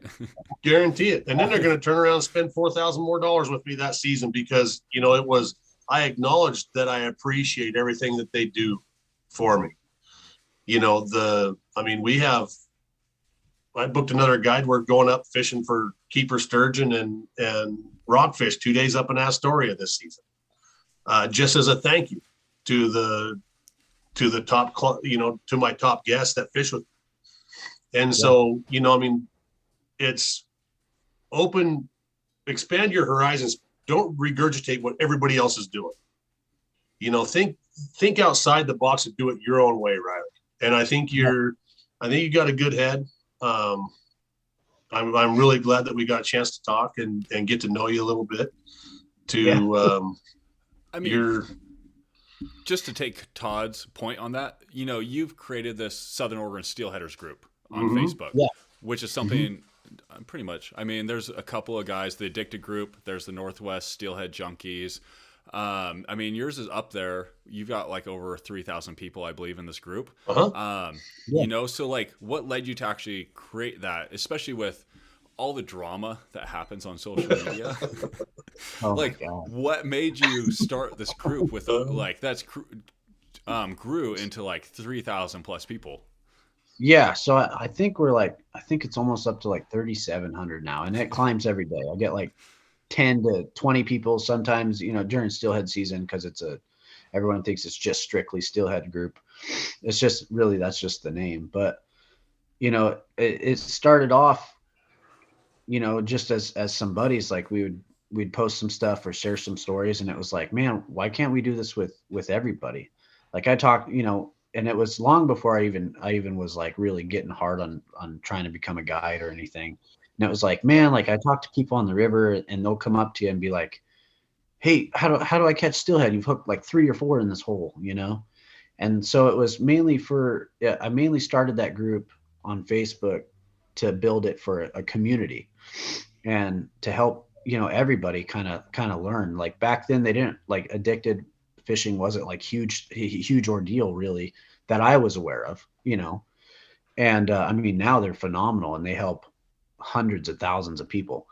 And so it helped people not just locally, but, you know, kind of in the Western region, catch salmon and steelhead. You know, everyone gave their 2 cents in, you know, try this technique. And so it was help to get people into fishing, and even people that were already fishing, it helped them get confidence and try new things and to, you know, produce success and have fun and feel the fire they have. Cause, you know, you go out and fish and you don't catch any fish for a while, you start losing that fire. So for sure, you know, created that group to help people like that out. And it, you know, a lot of days it's a beautiful thing watching the community come together on there. And, you know, we wiggle out and block the people that have nothing but bad things to say. That's probably best. I mean, that positive attitude definitely helps. Yeah. Yeah, that's one thing Oh. I like to keep it separate from other groups. Yeah, I don't like a lot of hate talk. You know, I mean, shoot, if a kid wants to post a picture that's 12 years old of a steelhead or a salmon he caught, he shouldn't get a bunch of grief for how he did it, or or anything about it. It's his first fish. Let him be praised, because kids love it. I mean, social media is a big thing now. Right. So when they get like 200 likes on a photo, that makes them feel awesome. Oh, you have You a kid. know? Yeah. I mean, that's what they live for is, Yeah, they want those likes and all that. they Because want we the talk fame. is they get ridiculed because nobody taught them how to hold a fish. Yeah, They're just so darn excited that they got a fish, and they want everybody to see that they didn't think that far ahead of it. Now, I mean, you gotta, Jesus, I mean, there's just so much, you better go oh, through your list of everything before you take a picture to oh, get it right nowadays. oh yeah, But yeah, you got, I mean, shoot, people. I'm not even gonna get started on that because So, I'll I blow my mean, top. yeah, we all know, we know. Riley, you share a lot of pictures. I mean, it's your group. You share a lot of pictures because you're a guide. Mhm. Do you feel like that's ruined your fishery at all? Like your fishing experience or No, your experience for your clients at all? that's been a pretty big subject, but I don't feel like it has. Like this winter steelhead season, I tried to pay really close attention to it. So, I don't post every picture of every fish. There's no way. I don't post every day on there or nothing. I'll post excitement. I take family, I take close friends fishing. I mean, they want to post to the group, or they want me to, and so people see it, and everybody likes that, really. I paid really close attention to it this year. All right, I'm going to post this for 6 days in a row. Let's see what happens. All 6 of these days, if I catch fish, I'm going to post them. So I'll post those pictures. Um, a lot of flack and hate from people on the social media about it. I'm sure. But as far as the rivers, I didn't see really any increase in the population of people on the river. I seen most people that you see on the weekends, the weekend warriors, the guys that are out there trying to have fun, enjoy what they love doing on the weekends when they're not working, seen them. Um, I can't tell you, maybe one new boat, and that could have just been somebody that finally, got a drift boat and now they're going fishing. But I didn't see any increase in the sections that I was running on certain rivers. There are rivers that I don't post a whole lot about that are real small rivers, and I feel like those ones they need to kind of stay that way. like And which ones? An example, like which one? so they like the Klamath. No, yeah, yeah. No, We're talking about the again, Columbia here, Todd. yeah, but again, You're talking it's about a lot Columbia. like knowing where you are in the river. I know what those rivers are. We all know Yeah, what those rivers are, and yeah, so you've But been that's there because you before. put that time on those rivers exactly to know where right, that Yeah. picture came from. If right. if you if you put the time in and you know what hole I'm sitting in when I caught the Oh fish, yeah, you deserve to be there just as much as I do. right. That's how I feel about it. Me You too. know, because when you post a picture, 9 times out of 10, nobody's looking at the fish. Oh no, I posted a picture a while I back, and I know. took it. As a marketer, I will argue with that 1000%. It's all about the fish. Nobody cares Yeah, about what the background is. The people you're selling trips to only care about what that yeah. fish looks like. Sometimes that's true. Yeah, No, it's that is. like, to be honest with you, Yeah, this is with 100%. Like, clients. you might think you're blowing up a spot because of the background. Nobody cares. Nobody Yeah, cares about what the background of that fish looks like. They're only paying attention to what that fish looks like in your hands. I've tested yeah, this out through Instagram posts, through Facebook posts, through ads. It's all about the fish in your hands. Nobody cares about the location you caught it at. Nobody cares about what the background looks like. It's all about that fish in your hand. If that fish looks yeah. like something that they want to go catch, then they like it. Then they're going to contact you. I have to Yeah, agree with this because I know the picture that he's talking about, yeah. Well, and like he's you he's right. post a picture of a 15-pound salmon versus posting a picture like on, let's say Instagram, right, of a 60-pound king. Which one's going to get more attention? That's where the fit. Yeah, you're right. People are really looking at the fish, and the local guys that see you on the river all the time, they're looking at the holes. Right. They're looking at where you're at. The other fishermen are looking at where you're at. Yeah, You're exactly. their competition. And so they're looking at where that fish was caught at. Hopefully, Yep. I mean, if they're smart, they're using that, okay, there was this many fish caught in this hole, so that's where the fish were this day. Now they're going to move up so far the river the next day, so I know where to catch them at. Right. Yeah. Most guys aren't thinking about that, though. They're like, oh, hey, he caught this at this hole. I'm going to go there tomorrow, even though the fish have moved, so it doesn't really matter. But really, he caught this awesome fish, and that's all I care about. I'm going to like this picture. I'm going to comment on it. Once a guy catches one in the cove hole, that's where all the fish are. They're nowhere else. That's where you got to be 15 minutes before daylight. Yeah. That's what I think's so funny is you'll post a picture on Tuesday and some people will be like, you're just blowing up the area. Well, when those weekend warriors get there by Saturday, those fish aren't going to be there. No. You know what I mean? And most people that really put some thought into it will think, where are these fish going to be upriver or whatnot. But I mean, but just save. They're not. Save your pictures from the previous year, Riley. So when you're fishing the Chetco, only post pictures of the Umpqua. And when you're fishing the Umpqua, only post pictures of the road. There you go. Constantly do that. I'll post pictures. Sometimes some people will be like, "That's a different." They'll say like, "I'll be on like the road, for instance," and they'll be like, "Oh, is that the Windchuck?" I'm like, "Yeah, that's the Windchuck." It's a river you've never heard of or something. But I think our lake fisheries are something different. Our river fisheries, though, those fish move. There was a year, I think it was the last year I did the Middle Rogue Steelheader Salmon Derby. The day before the Derby, one of the guys went out and test fished with his clients. They caught like 10 or like 15 salmon in a day. And so I heard that report. I was like, okay, they're moving upstream. So the next day, they're probably going to be about, 5 miles upstream. Where did I go fish? 5 miles upstream. I took second. The guy that took first was fishing with me. He was just out in front of me a little bit. So you have to know, like, okay, those fish are in a certain hole. They're going to be this far upriver the next day. So I'm going to go try and catch them there.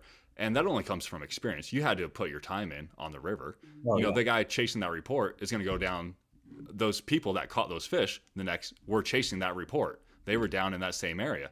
Everybody that was doing good was upriver because that's how the fish move, and so it takes that time to learn that, to understand that, and that's all from experience.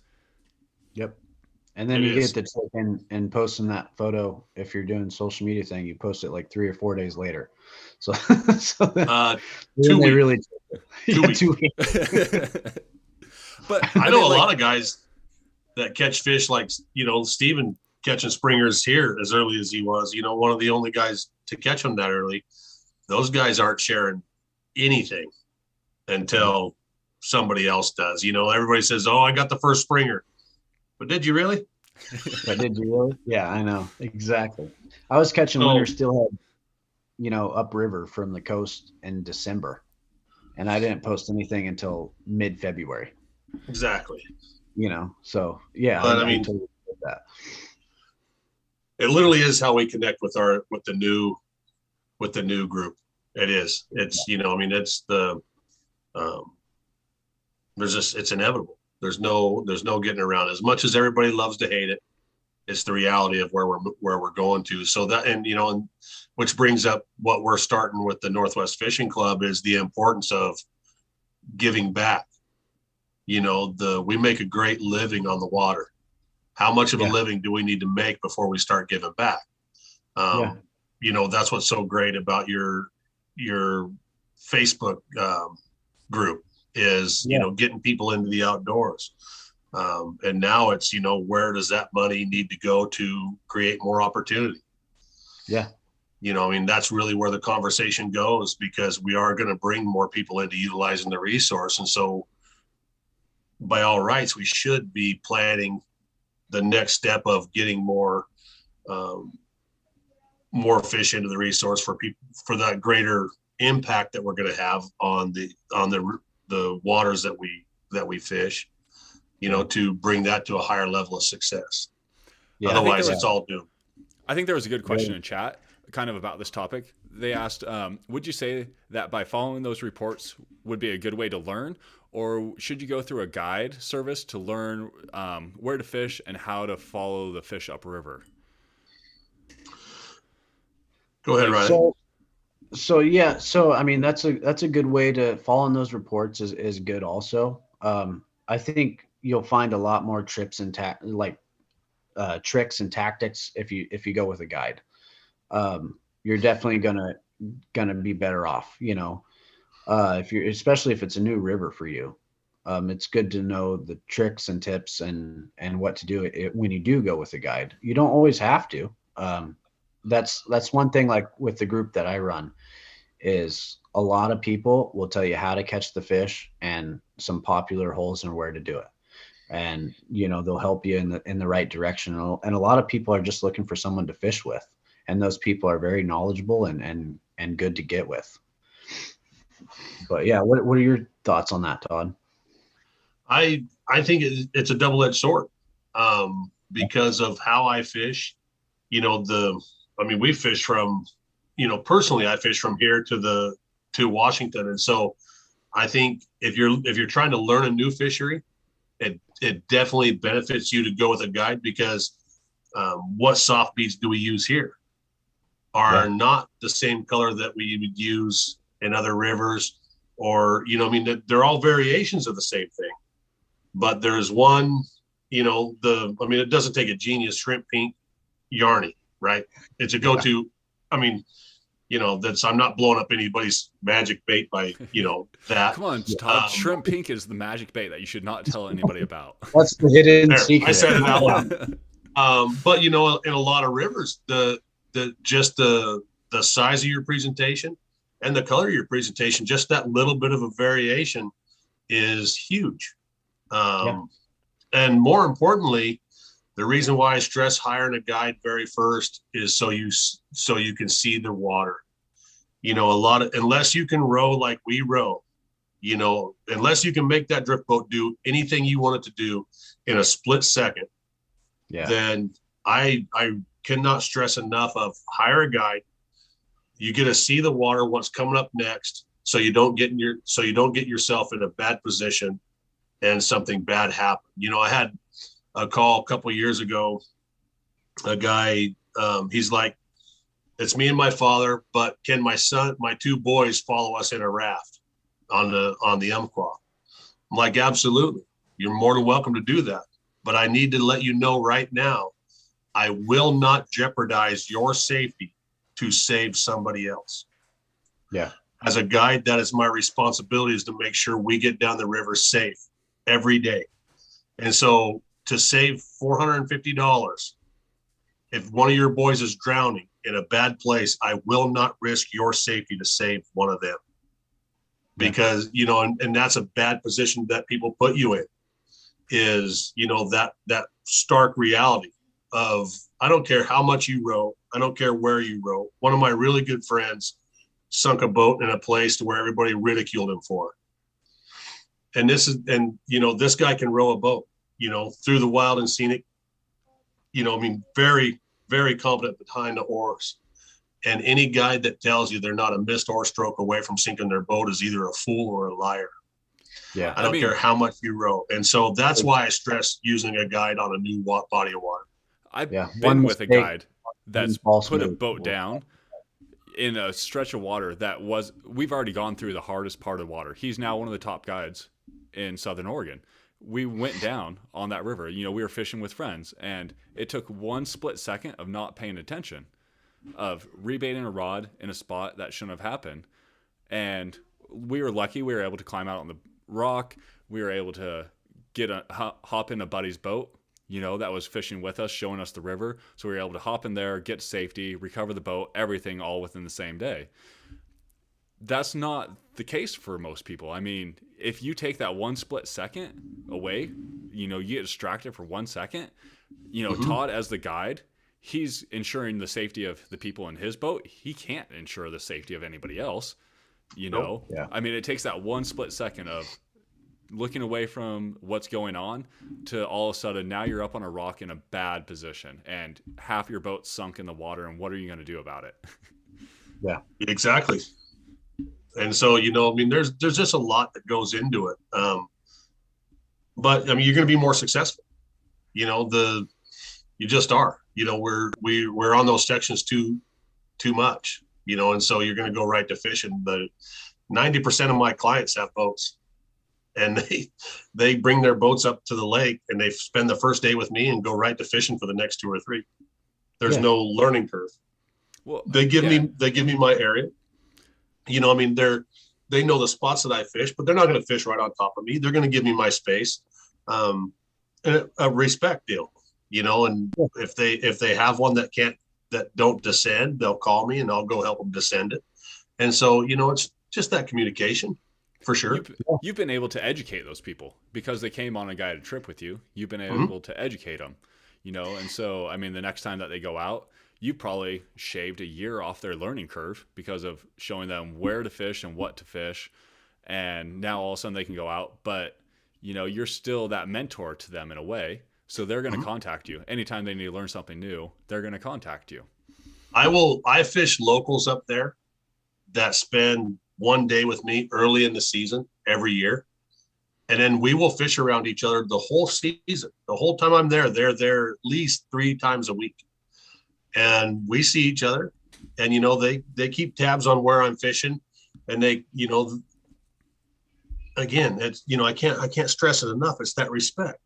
It's that treat people right, and they will treat you right in return. I mean, that's just the reality of it. I give leaders away. If you come to my boat, I'll give you a rod and reel so you can use it and have success. I just ask that you bring it back. You can go buy it. This year, I was talking to, Stryker is one of the companies I work with as well. This year, they're going to send up rods with me that you'd be able to buy right out of my camper. And so, so you don't have to go all the way into Eugene and pick them up. It's here, use this. This is why we use this rod. It's made to do this. And so education, that's what I'm more about now than, anything else is that. I mean, I'll tell you guys, just from a marketing perspective, education is one of the best things you can ever do. I've taken a guide that will just write articles about how to fish his fisheries. He's sharing all his secrets, how to fish his fisheries. I took him from the top guy, one of the top guides, right there with all the other guides in his fishery. And I doubled his website traffic from him writing articles on how to fish his fisheries. That education is what everybody's hungry for. That's what they're looking for. That's why you as a guide is valuable. You are sharing your knowledge with people. And that's why people will pay you $500, $600, $1,000 a day, $1,200 a day to go fish with you, because you have that knowledge that nobody else does, because you're on the water every day. That's very true. Very true. That's one thing most people say. I mean, just the last trip I went on is they're like, man, we don't care if we catch fish. If we're with you, we're going to learn something.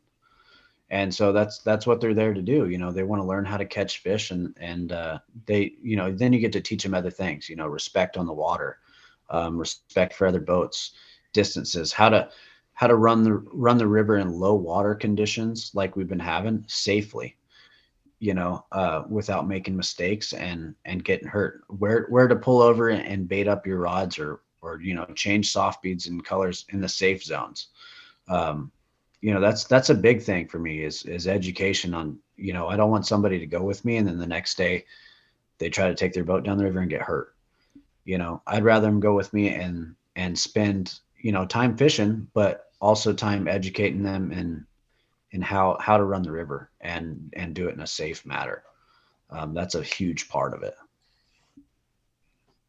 I think we both agree 100%, probably, Todd, right?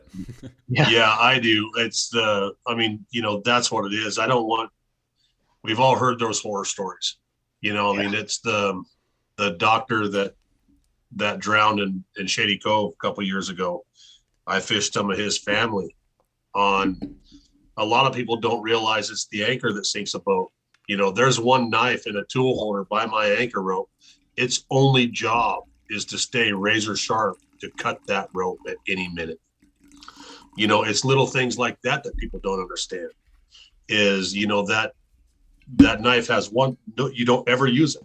I hope I never have to use that knife, but that's what its sole job is to cut that, that's what killed that guy. That doctor it was a hung up anchor and he wrapped it around his hand to get it into the boat. And I think, it was his son watched his dad drown in 8 foot of water. He couldn't get away from it. And, it's all those little things that people take for granted that a guide, I didn't realize how much stress it was until I was in that rower seat. And then all the things that it took that I've learned up to that point, all of a sudden made sense of, okay, I have a plan for everything, plan for the worst and hope for the best mentality. And so fish will come, they will come. It's inevitable almost when you spend as much time on the water as we do. Yeah. But at the same, safety has to be your main focus. That's true. So Riley, for 10 years from now, you said you've been guiding for 2 years. 10 years from now, What's on my second year. What's success look like to you 10 years from now? I mean, if it's going the way it's going, it looks really good for me. I mean, everybody hopes that they're really successful and they keep going. I think if I keep a humble, mellow head and just be myself and keep doing the things I do, and I think I'm going to have great success in the future. I'm always looking to expand out and be more versatile too. That's the main thing, is you don't want to be stuck in one section on one river. You leave my bass alone. Yeah. I'm coming for your bass. Don't you worry about it. I'll be on your boat, but I'm coming.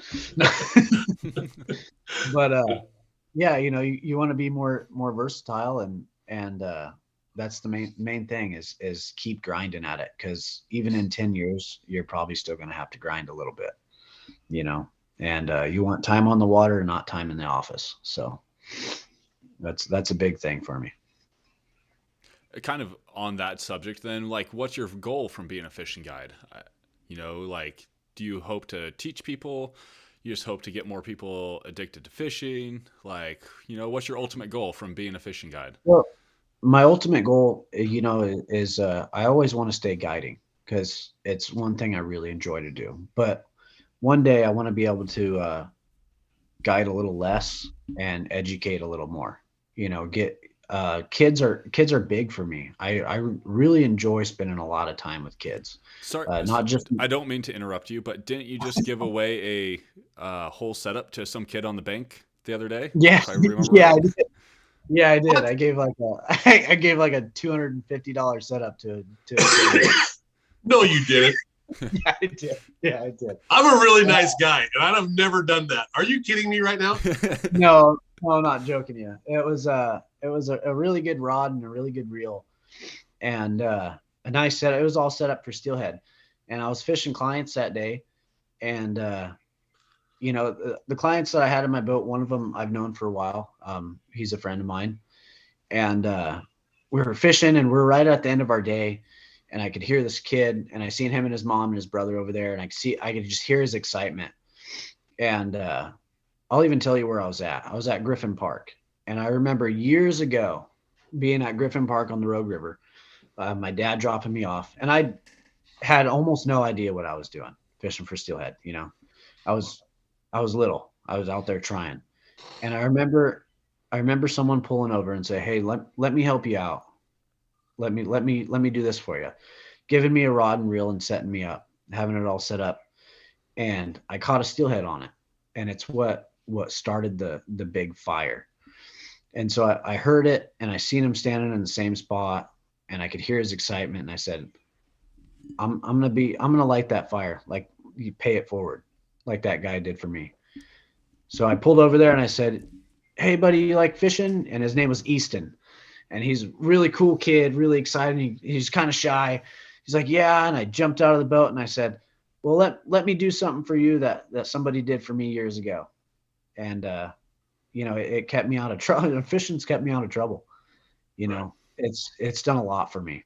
And not only am I able to do it full time and it's what I do for a living now, but paying it forward to kids and giving them some hope and something to look forward to. Because in my eyes, we live in a darker world than what I lived in when I grew up. For sure. So giving them a light and a fire and something to look forward to all day. I'll do that all day. Any chance I get. So I pulled over You there. hear that, kids? Griffin Park, look for Riley. He'll be handing out He's out. combos Yeah. for you whenever he Yeah. goes by. Yeah. Why'd you file bankruptcy? I gave away everything I owned. I don't know. That's awesome, But, Riley. I mean, because that's the yeah. only way you can pay back the person that did it for you is to pay it forward. Yeah, and it's I got a comment that bugged me on that too, because I didn't know who the kid was. I didn't know who the lady was. Yeah. No idea. It turns out my wife ended up knowing her, and she posted something on Facebook, and I was like, oh, no way. So I shared it, and someone was like, that's a great way to promote your business, and I was just like, that's. I get where it's coming from, but that's not what I was trying to do. You know Honestly, what I mean? though, Riley, I pulled away and came back for a picture because she asked. So honestly, it is a great way to promote your business. It But- is. I It mean, is, I know but- you were doing it out of the goodness of your heart, Yeah. So it wasn't all for publicity and fame. It was, I had no thought of that in that moment. The thought No, was, but I mean, it's great that it worked out that way. Yeah, But I I mean, mean, yeah, what mom it's great to be acknowledged. That's for sure. That what feels mom good. isn't going to post that to give you the thank you? I mean, that's just the social media, just Yeah. it's just that world that is. It's the comments that were made today, before we aired and I was going off on my rant, just what I'm tired of. Yeah.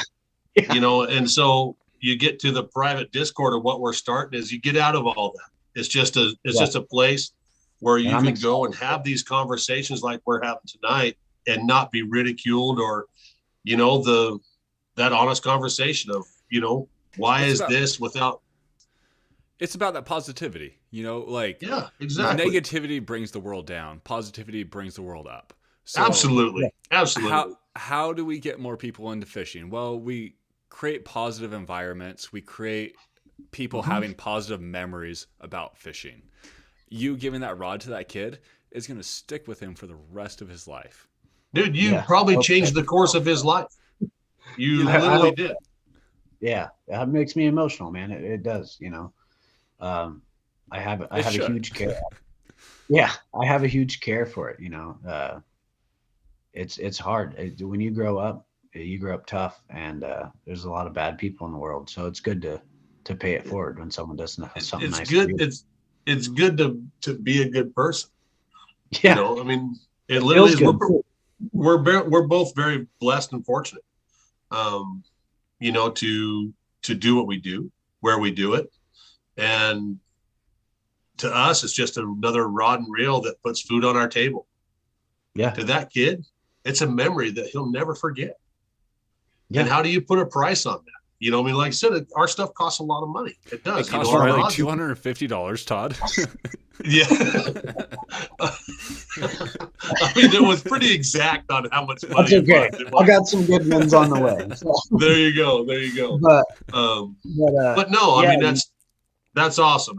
And hey, well done. And if it did boost your business, It should. well, it should. That's It should. $250 that you just invested into some kid that will hopefully boost your business, and it will get that kid addicted to fishing. So he's going to Right. spend Yeah. hundreds of thousands of dollars over the course of his lifetime to chase You salmon might have and just made steelhead. him homeless. Now that I think it all through, he might be yeah, homeless for the rest of his life. Think about it. But You I really mean, think about it. His mom's gonna be mad in a couple of years. So but honestly, that's an investment you made in creating a new addict to fishing. yeah, That's Yeah. you may or may not realize the benefits of that, but the rest of the Northwest is going to realize the benefits of that. That kid is now going to spend literally hundreds of thousands of dollars of his own money to go fishing for salmon and steelhead. And Yeah. because of Yeah, you. I commented on his mom's post when I finally seen it. You know, I think it ended up someone tagged me in it because it was like, you know, obviously they recognized the boat and stuff. But I told her I want pictures when he I don't care if he catches a fish this big or a fish, you know, huge.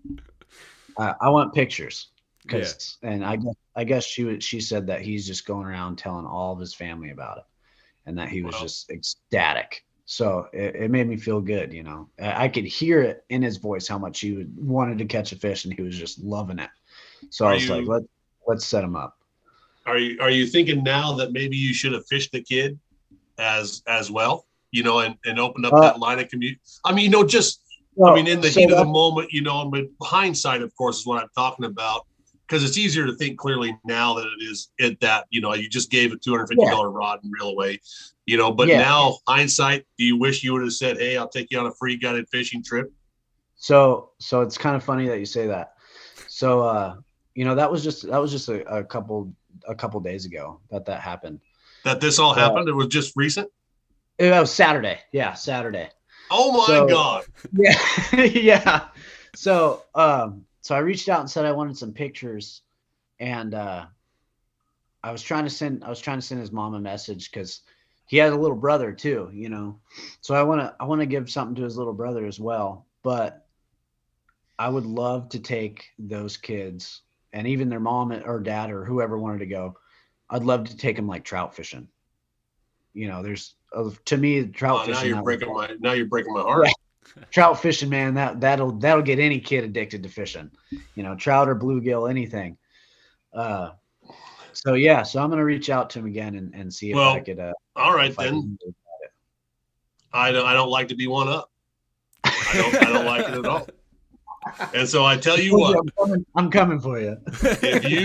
if you can get that mom and those two boys, I will donate a day to go get them a trophy trout of a lifetime this season.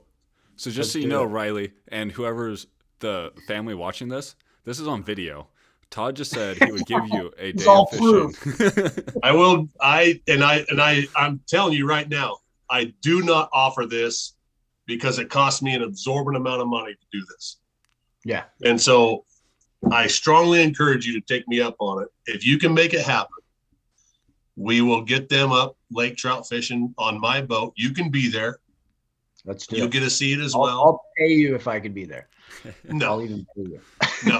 It's this is completely that kid's face, man. This is completely on me. If you can make that happen, reach out to her and I'll give you some dates. We'll talk after this, and you bring them up for a day of fishing with me up there for the lake trout. Let's do it. I'm so down. Then we're gonna promote the. I almost cussed. We're gonna promote like it's crazy, right? And I'm sorry, we can't qualify for family friendly advertisements on YouTube now, so we can't make as much money, Todd. You're the one that broke that barrier. And so, but no, I love that, and and thank you. I mean, that literally is awesome. You know, to where if you want to take them trout fishing, I have an opportunity for them to go trout fishing. Better of a than lifetime. Better trout fishing than I could provide. I'll tell you that. A lot better. It's a lot of fun. Yeah. And so, I mean, I sat in a boat and watched you have fun while I sat there and was like, I got to go with them. Now I have to go with them. All right. You and your wife can book later on, and I'll take your money. And, but on this trip, let's make it happen. We'll work behind the scenes to get them up there with us. Yeah, I love that. And I mean, that's awesome, guys. Like, that's literally how we get more people addicted to this fishing that we all love, you know, that we're all addicted to. That's how you get more people into the sport. And ultimately, that's how we get more money flowing into the Northwest, is we get more people addicted to this sport that we love, which is fishing. You know, you can get that kid hooked onto fishing. He's literally going to spend hundreds of thousands of dollars in our economy in the Northwest just to go fishing. Right. That benefits you. That benefits the realtors, that benefits the doctors, that benefits the waiters, that benefits anybody that living in the Northwest. By getting that one kid hooked fishing, you just helped everybody in the Northwest. So like that's what we're trying to do here is how do we get as many people addicted to fishing as possible? Yeah, Right. exactly. And that's how you do it right there. So if you can't make it happen, we're also gonna post that. Yeah. You couldn't do it. It's a win-win for me. Yeah, there you go. There you go. I'm gonna have to go kidnap some people, but we're gonna make it happen. So. Yeah. But no, I mean that's literally we're gonna promote it because it is that success of, people need to know how we're paying it forward to, that's not the only reason we do it, but hopefully somebody else sees it just like this right here. You gave the kid a rod. It inspired me to do something else besides that. And hopefully it spreads like wildfire to the whole community and people realize, all right, well, I want to give back too. You're always going to have people that hate and you only did it for this or that. Hey, have your opinion. I don't really care. This kid's going to go fishing on a trip of a lifetime. So what do I care what you think I did it for? I literally don't. So yeah, exactly. But that's what you hope. Need to be more. So is we turned it into, bigger, better, awesome. So that's cool. I'm excited. It's really excited. cool. When we get off of here, I'm gonna go right. I'm looking at my phone right now, so I'm gonna find her and get that. We're gonna get that kid hooked. Yeah. I like where this is going, guys. It's great. It's gonna be really a lot of fun. Awesome. So that's one reason why I was out on Odell Lake fishing one day, and didn't do very good. I'll admit it. Do you remember what day it was? No, it wasn't bad enough to do that. But no, I did. I saw you out there, and I could hear you talking to people, and I was like, man, that's a guy I got to go fishing with. Well, thank you. You meet people like that in your lifetime, and those are people you want to hold on to and be friends with. And so, I did call you. I gave you a call, and you were like, I don't have anything for you right now in the time that I was in the area, So you did call me? Yeah, I did call you. You didn't. I was trying to get me, my wife, and my kids going, but man, the few days we were up there, you didn't have anything. But I was like, all right, we'll get a hold of him. We're gonna do it. So, dude, literally, I'm so booked. I'm looking at the couple days that I have. But yeah, we'll make it happen. Yeah, it'll be great. I'm not so worried much about me as getting that kid out there. Like you said, if you're going to invite him up there, that's the reason for it. That's our future. Oh, yeah.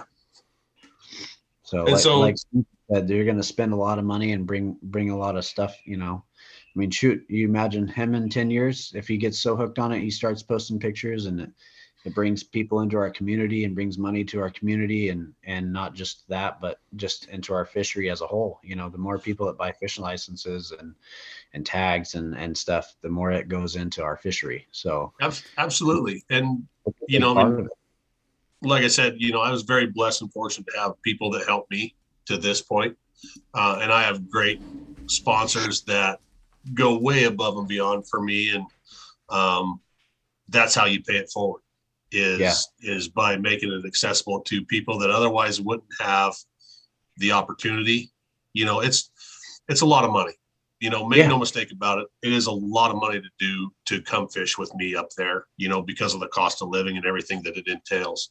The people don't realize, how much gear and prep it takes for that. You do. If you're in the industry, you do. But it's still, it's like video game fishing. You can see your bait and the fish at the same time on my screens. It literally is. I can tell you it's. We'll see when I get up there. You'll have to show me. It's a lot of fun. Really but in doing that, it is, it's all about getting these youngsters out in the outdoors. You know, I mean, that's why I'm so passionate about the Northwest Fishing Club, is getting that younger generation out there. You know, we've been on here a long time, but you know, is there anything that we could do to help you progress through this becoming a guide obstacle course easier? Or, you know, what can you ask of us to make your experience easier with where you're headed? So, you know, I mean, guidance is good. I'm no means a veteran guide. I'm on my second year. Um, any guidance or, you know, just wisdom, I accept it all. You know, I'll accept anything from anyone on the river, good or bad. Um, you know, a lot lately has been, you know, bad from some people, but you know, you still get something out of it. So yeah, I mean, and that's a big thing to people getting started. You know, don't be afraid to reach out to people. I reached out to a few people when I started guiding, and I got shut down and turned away. Um, a lot of rude comments and a lot of rude people. You know, Mhm. and I gave up and I kind of built a wall. And Right, big thing, don't do that, because there's someone out there that'll help you. right. And so when I started doing it and I started getting into it, and I had a couple friends, I don't know if they want to be mentioned or not, so I won't mention their names, but I had a couple friends. I had an older guy, and he used to be a guide a long time ago, and he was like, man, you're a nice guy when you get to know you, you know, I mean, when you talk to you on the river and stuff. And so he's helped me a lot. And I love that. I love it. You know, any sort of guidance is good. And business plan. That's a hard one, man. You got to come up with a good business plan, and when you first start, you got to have you got to have a back, you know, something to fall back on, because it's tough. It is tough. You're not going to get fully booked right away. No, You no. know, it's still, I still am not fully booked. Um, when it starts happening, you start catching fish and you post on social media, you get a lot of bookings come very, very quick. Hmm. And that helps a lot, but you got to balance it out. And that's the hardest thing to do. So yeah, if I, you know, with what you guys are doing with the Northwest Fishing Club and creating like a not a closed environment, but it's hard to say that. You're creating, It's pretty close. It's pretty close yeah, to a closed environment. I mean, yeah, you you, know. you kind of get what I'm saying, you know, but Mhm. you're trying to do the same thing that I try to do with my group, and that's weed out the bad and keep the good. So it makes me super excited to be a part of it, because I know it's going to help me in my future. So I mean, I thank you. we want to promote the positive. You know, how do we get Yeah, more? One, how do we get more fish back? Two, how do we get more people into fishing? That's all we want to accomplish. You yeah, know, like, Exactly. I mean, what is the answer to get more fish back, and what is the answer to get more people into fishing? Um, yeah, and so that's why we're talking to people like yourself. We're talking to the veteran guides. We're talking to anybody that wants to talk to us. You know, what's that answer? We don't. I have my own opinions on it, but the only way to really figure that out is like, how do we get everybody that is really experienced in our fisheries sharing their opinions, and let's share our opinions and go from there and see what the majority thinks, because the majority is usually right. You know, from yeah, I do a lot of investing, and the majority is usually right. It's not what this one smart person thinks or anything like that. It's the hive mind. You know, you get a bunch of smart people together, and they're usually able to figure out the answer. yeah, So let's get all the smartest people in fishing together. I want the perspective of the guy that's been fishing for 50 years. I want the perspective of the guy that's been fishing for 20 years, 10 years, 2 years, the guy that's never been fishing before. What does it take to create that excitement to get people into fishing? Let's all yeah, learn it. You know, let's learn what takes getting more fish back. Because at the end of the day, like I like to say, if the fish win, we all win. Because the Yep. Northwest is all intertwined. If we have more fishing opportunities, everybody in the Northwest is going to have more money in their pocket because there's more fish in Washington, Oregon, Idaho, Northern California. You know, we're Yeah. all gonna have a better life because there's more fish coming back. So what do we do to get there? Exactly. That's the thing. All Quit come tearing each together. other down and start lifting each other up. Yeah, that's a big one, man. I mean, Super simple. yeah, nobody wants to work together when you're negative all the time and Nope. you're just throwing negative stuff at people. Well, and So then shed some light and show some love. and the industry is full of people, you know, I've said it many times. The industry is full of people that want you to succeed right up to where you're just underneath them, but no farther. Yeah. And I want everybody to take what I've done and expand on it 1,000 times and go way above where I thought it could reach.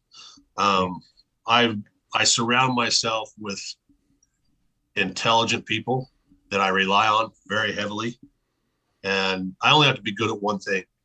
I got to be the best fishing guide I can be. Yeah. Every other aspect of what I do, somebody helps me out. You know, that's how I've achieved the success that I have. And I can't thank them enough. You can with money, you can with fishing trips, you can with, a lot of different things but really what it comes down to is you just got to treat people like you want to be treated. Super easy. 100%. It's kindergarten stuff. It Oh. really is. It's, if I float down the river and I see Todd on the river, no, you want to be treated how, I like to look at people and go, oh, hey, how's it going? And have a good conversation and have Exactly. that back. That's what I want from them. So that's what I give them. And you don't always get it in return, definitely not. It not only helps you, but it helps your clients. Like when Yeah. you can be friends with everybody, like, oh yeah, hey, the fish are down in this hole, or they've been in this hole, or this technique's been working. Like your clients see that. They see that respect between people. And so they give the whole community more respect rather than, yes. oh, hey, nah, dude, like you're using the wrong bait. You're doing this wrong. You're doing this wrong. You're doing this wrong. The clients don't respect that. So when the people come out with us fishing, they want to see that respect of everybody. When everybody's friends, they're like, oh man, this is awesome. Like I want to be a part of this community. Yes, it automatically brings them into that camaraderie. Now they're in this boat with this guide and this guy's one of his friends. And so now the banter between the two boats is comical because they're giving each other both, we're fishermen. We're going to give each other a bunch of grief, because it's funny, it's who we are. And so definitely it brings them into the fold of they feel part of the group for sure. I mean, without a doubt, I wholeheartedly agree with that. Yeah, exactly. You create a big positive environment Mm-hmm. For all of them. If you create a good positive environment, more people are going to want to put back into that community.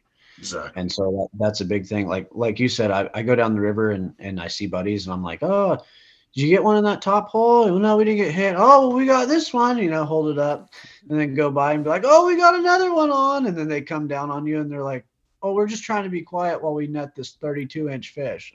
Right. Right. You joke around with each other and you have fun and it's all fun, it's all having It is. fun. And there's days that I coach my clients before we come into the dock. I know how we all safeguard each other. Yeah. They know how I did. I know how they did. And so the boat that does the best, we're like, hey, we're not going to talk numbers. We're not, because we don't want to make the other boat feel bad. And I've had it happen to me as well. I've seen Alex's guys say, well, we only got 2 or 3. Well, I know darn well they got over double digits that day, but they let my guys have the win at 5 or 6. Yeah. It's not between, so nobody feels bad about what guy because we all have that day. You can be a hero one day and then you're bottom rung the next day. And so that respect of, hey, we had a really good day. We're not going to make anybody else feel bad about not having as good a day as we had. Oh yeah. Exactly. Definitely. that camaraderie between the guides. Now, granted, we've all had that guide that, you're just not going to see eye to eye with, where you just keep rolling out keeper after keeper when they don't have any. We've all done that. But, for the most part is, you want to be humble when it comes to the boat ramp, because, so much goes into it. They know that you got 6 and I got 2. Well, my guys, they really fought the casting, or they fought this, or they fought that. There's a lot of things that go into they could being have been with successful you out there. out fishing for the last 10 years, and the people with that other guide this is their first day ever fishing. Right. I have one guest, Steve. I literally don't do anything. I literally run my boat. That's it. I don't have to say anything. When that fish does this on my screen, he does what it takes to hook him. And so that's the day where Alex, he's like, I'm not fishing around that boat. You can, when he's in that boat. Yeah. Because he fishes with me too much. I mean, he literally is. All I do is run my boat out there. It's the easiest day in the world. I mean, it's, 2 days back to back, but there's just difference. Like Steven said, there's just difference of who's on whose boat. Exactly. And there's especially if you and the other guides aren't real close, you definitely want to keep it quiet. I've pulled up to the boat ramp and just told my clients, like, hey, don't tell them it was a boat ride the rest of the day. Don't tell them we got 4 hatchery fish in the bag. Just right. When they look and say anything and they say, you guys have a good day, just say, yeah, we did okay. Had a great day. Yeah. Had a good day. I mean, there are those clients that like to get a little wild sometimes, but it's also hard to hide when you're cleaning a bunch of fish next to the other guy that got skunked that day. yeah, Right. Yeah. Oh yeah, I'll admit that. I will admit there are those days where and you're that boat too. I mean, it happens. You're not always the great boat. Yeah. But there are those days that I've had where I'm like, I'm going to take a little bit longer to get the fish bag out, a little longer. Or I'm going to take a little bit longer until I know that boat is not on the boat ramp. Yeah. Exactly. I don't know about you guys, but I love whipping out like the limit of hatchery springers when everybody else is just winter steelhead fishing. That's a pretty good feeling. Yeah. I've seen you do it. That's rude, Steven. That was rude. I'm sorry. Very rude. But but being a full-time guide, we don't have the luxury of only fishing when fishing's good. We have to fish the conditions that we got dealt with that day. And so, that's a big difference between hobby guides, or, just weekend guides or full-time guides. There's a big difference. Yeah. There's a grind. Not to say one's better than the other. I'm not getting into that debate. I'm just saying, we don't have the luxury of fishing when it's good. We have to fish all the time and make it produce. We have the best that we can. Yeah. Yeah. We got to fish till when it's a grind. And then when it's not, you enjoy those days. Right. And it's not, like I said, it's not all fame and shine. There's a lot of grinding. No. There's some days I stay out. That's kind of what I'm known for. Is if there's some days where it's hard, where I'm on the water for like 11 hours rowing. And so those 7-8 hour full day trips turn into 11 and a half, to the point where my clients have been like, hey man, we lost the fish and I'm okay with that. It's getting dark. I'd like to go home. So yeah, well, I had this conversation, I think right before we got on, with another guide buddy of mine, that we're going striper fishing with down in the Delta. It's really important that, you have to be able to read that, get used to seeing that body posture, Riley, to where you always call the trip before they do, and then the other important part of that is always call the trip with them wanting more. Yeah. There's really a fine line there of, because you're on the water the next day. So you're, as great as it sounds to be out there 11 hours, you got to keep in mind the guys the next day paid you the same amount of money to be as fresh and vibrant that day, dude. And if you're beating yourself up another third of the day, it's not really fair. And so, I mean, but I did it too. I mean, I'm just as guilty of it. And it's something that I learned. Yeah. You didn't do them a disservice. You didn't. As long as you worked as long as you gave them everything you could in that 8 hours, that's okay. And it has to be okay, but you got to make sense of that with yourself, because that's who you're the one setting the standard. You know what I mean? Exactly. And that's the hardest thing about becoming a new guide, is not every day is going to be a really, a successful day. No. And that's the hardest acceptance. That's the hardest, because you want to be successful every day. Oh yeah, for sure. And so I still struggle with those days, especially when I got buddies in the boat, and they have a couple drinks or something and they're letting loose and they're not really trying to fish. You know what I mean? Mm-hmm. So even with them, you try even harder than you normally would, because they're your buddies and you want to catch fish. I mean, with clients, I definitely try harder with clients than I do with friends. I don't think it's trying harder. I think there's more pressure. Yeah. When I have my family in the boat, I want them to be proud of what I do. And, not that I don't want my clients to be proud of me, but it's just a different scenario. It's not, I always try the same hard, but there's more stress with friends and family than there is with clients. Yeah, exactly. Because they know me. I can't BS them. I can't, there's no harder with my wife and my dad than I do with anybody else. And my dad, I took him out on the ocean fishing, and we did some bottom fishing the other day, a few weeks back actually. But, and he was like, "Why are you so stressed out to find fish?" And I'm like, "Well, we're not catching fish." He's like, "It's been 10 minutes. Yeah. And I'm like, you should have already had your limit.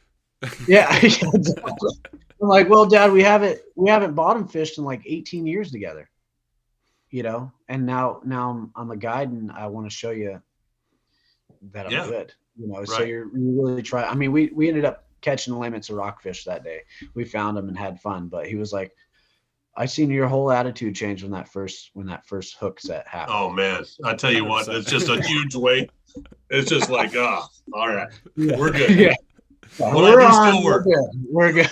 There's something when you're a fishing guide and you get that first fish in the boat. It just all that pressure is all of a sudden off you, and you can just be yourself. You can just target the fish. You can just have fun. But it takes that first fish until you catch that first fish and you get the skunk off the boat. I mean, there's that pressure on a fishing guide. It doesn't matter whether you're with clients, family, friends. It doesn't matter. That first fish is always a pressure. Oh, it kills me. My stomach is already in knots. And it's just like, and I get to my boat way early. And it's just in knots. And I'm like, okay, stick to my program. Stick to what I know. And then, you hope it pans out. And then, on the days that you're really fighting it, Alex is really good about this. It's like, I got one, where are you at? Well, I'm still over here and I haven't got touched. Oh, well, hold on. I got to go. I've landed another fish. And you're like, shoot, he's 5 or 6 ahead of me. I haven't even boated one. Like, I'm a horrible guide. These are all the things going through your head, right? That you try not to express, but that's all what we're thinking is, it's not my day. I can't make this happen. And then you just shed it all and relax and go back to what you know to be true. And it starts coming, and you get them to fire. But, that doesn't help that pressure of, I got 4, I got 5. And so, turnabout's fair play. So I do it to him quite often as well. And, it's, there's 2, there's 3. And then the pressure. Now, I guess I'm far enough into it now to where I still have it, but I don't. It is what it is. I know what I do. The luxury of when you come fish with me is you can see it real time. I mean, it's not like I'm back bouncing hoping there's a salmon there. I can see that fish on my screen and here's my bait. It's easy. I mean, it's just a whole different ball game up there. Isn't that also an extra level of pressure though for you? Because, hey, here's this fish, and now we should catch it. Oh yeah, and then you get how come he's not biting? Yeah. What are we doing wrong? Yeah, I wish I could tell you. And so I have a standard answer for that. This is the one time electronics will frustrate you. I don't know why they're not biting. Yeah. And so you get out the tackle box and you go from bondy baits to tube baits back to the different bait. And I will tell you, there's some days it's the difference of a green label herring to a purple label, an inch. But there's a certain profile that they want that day. And, without sharing too many secrets, there's, different ways of hooking things to where they do different things in the water. Yeah. And scent. Scent is huge. I will tell you, those fish up scent is a big part of it. You'll never see me fish without my gloves on. So. Yeah, that's a big one. It is. And that fishery especially is huge. Salmon, I noticed really big in scent. Steelhead for me, not a whole lot. Not as much as salmon. No, I would agree with that. Salmon were 100% scent oriented, and steelhead are more sight oriented. Visual. Yeah. Exactly. But yeah, there's some days though, even in any fishery where a little bit of scent might just be a total game changer for you. So there are those. I couldn't imagine looking at a fish and seeing your bait in front of it and it not biting. I'm gonna be honest with you. When I'm up there with you, I'm gonna be like, "What's going on, man?" Oh, well, and we're getting new electronics this year. I mean, not that I had bad stuff last year, but the electronics that we have this year are, you'll be able to see. It used to be like if both baits were hanging at 120 feet, I didn't know what bait he was going to eat. And with the electronics I have coming on the boat this week at Portland Marine Electronics, I'll be able to tell which bait he's eating. So you'll be able to smell his breath or see his breath before you can smell it. Dude, it's an amazing technology. That's part awesome. of the nice That's part so cool. about guiding for salmon was when you had 50 salmon rolling around you, or 100 or 200 or whatever, was, hey, yeah, they're rolling, but because they're rolling, they're not actually biting. So you can see the fish, but they're not actually, because they're rolling, they're not actually biting, So now you can see the fish on those electronics and be like, yeah, there's 200 fish down there. But I don't know why they're not biting. What I used to tell people on the river, I said, well, we have a philosophy. If they're rolling, they're here. And if they're rolling, they ain't biting. Yeah. That's mine now too. You can't pull that though, Todd. Especially with salmon. They're like, why aren't they biting? They're rolling everywhere. Well, they're up here, you see. So we're trying to No, I don't get that. On there are days where it is frustrating. It is. It's like, man, you just can't get them to fire no matter what. It is what it is. And then you just hope that your guests see that how hard you're working. There's sneaky ways to where if you're not jigging how I want you to jig, there's ways to do what I want it to do. And, if you plant the seed, a cup of coffee would be really good right now. They're going to put it in the rod holder and they're going to get a drink of coffee. And then when they do that, it kind of shimmy. I had one guy, Steve, actually, same guy, told me, he said, I should just put a stripper pole in my boat because at least then nobody would know what I was doing. Because, I'm going from one side of the boat to the other, making the boat rock and getting that rod to do what I wanted to do in the rod holder. You can just dance for your clients now. He said that way I could make it sexy and effective is what he said. I'm not proud of that. I'm not. But I mean, it's the honest truth. You're trying to get that bait to do something specific that the client's not doing for you. And how do you accomplish that? Well, you go dance on the stripper pole, you entertain the client, and you get the fish to bite. Yeah. Bring the radio, exactly turn on, I work hard for my money, and get going, Hey, do whatever it takes, get them fish to bite. That's what I say. Oh, yeah. There you go. That's awesome. Oh, that's funny. So, Riley, I mean, we've been going for over 2.5 hours now. I feel like we're getting a little off topic. Do you have any questions for Todd or I? Whether it's becoming a fishing guide, fishing, Northwest Fishing Club, whatever it may be. Do you have any questions for us? I mean, my question for both of you, really being fishing guides and having more experience, is how do you stay on top of it when when it feels like everyone's trying to come down on you? So when you have those moments when when those haters just arise, and obviously, people say if haters are arising, you're doing something right. But how do you, especially when sometimes they're guys you look up to, and so I guess my question for you is how do you get so much positive out of something like that? Todd, you want to tackle this first since you are the current fishing Yeah. guide? Yeah. So it's really hard, Riley, because you've built the image in your mind of who these guys are without really knowing who these guys are. And then once you shed the facade of who somebody is and you learn the reality of who they are, a lot of times it can be very ugly. I think through our whole conversation, I think you got cast out into a big ocean to where you feel like a little bitty worm on a big hook. And, before this, I went back through your group and read, just what everything that was going on. And I don't have an answer. It's never going to get easier. The only way it makes it better is to have a network of experienced guides that you have met and kind of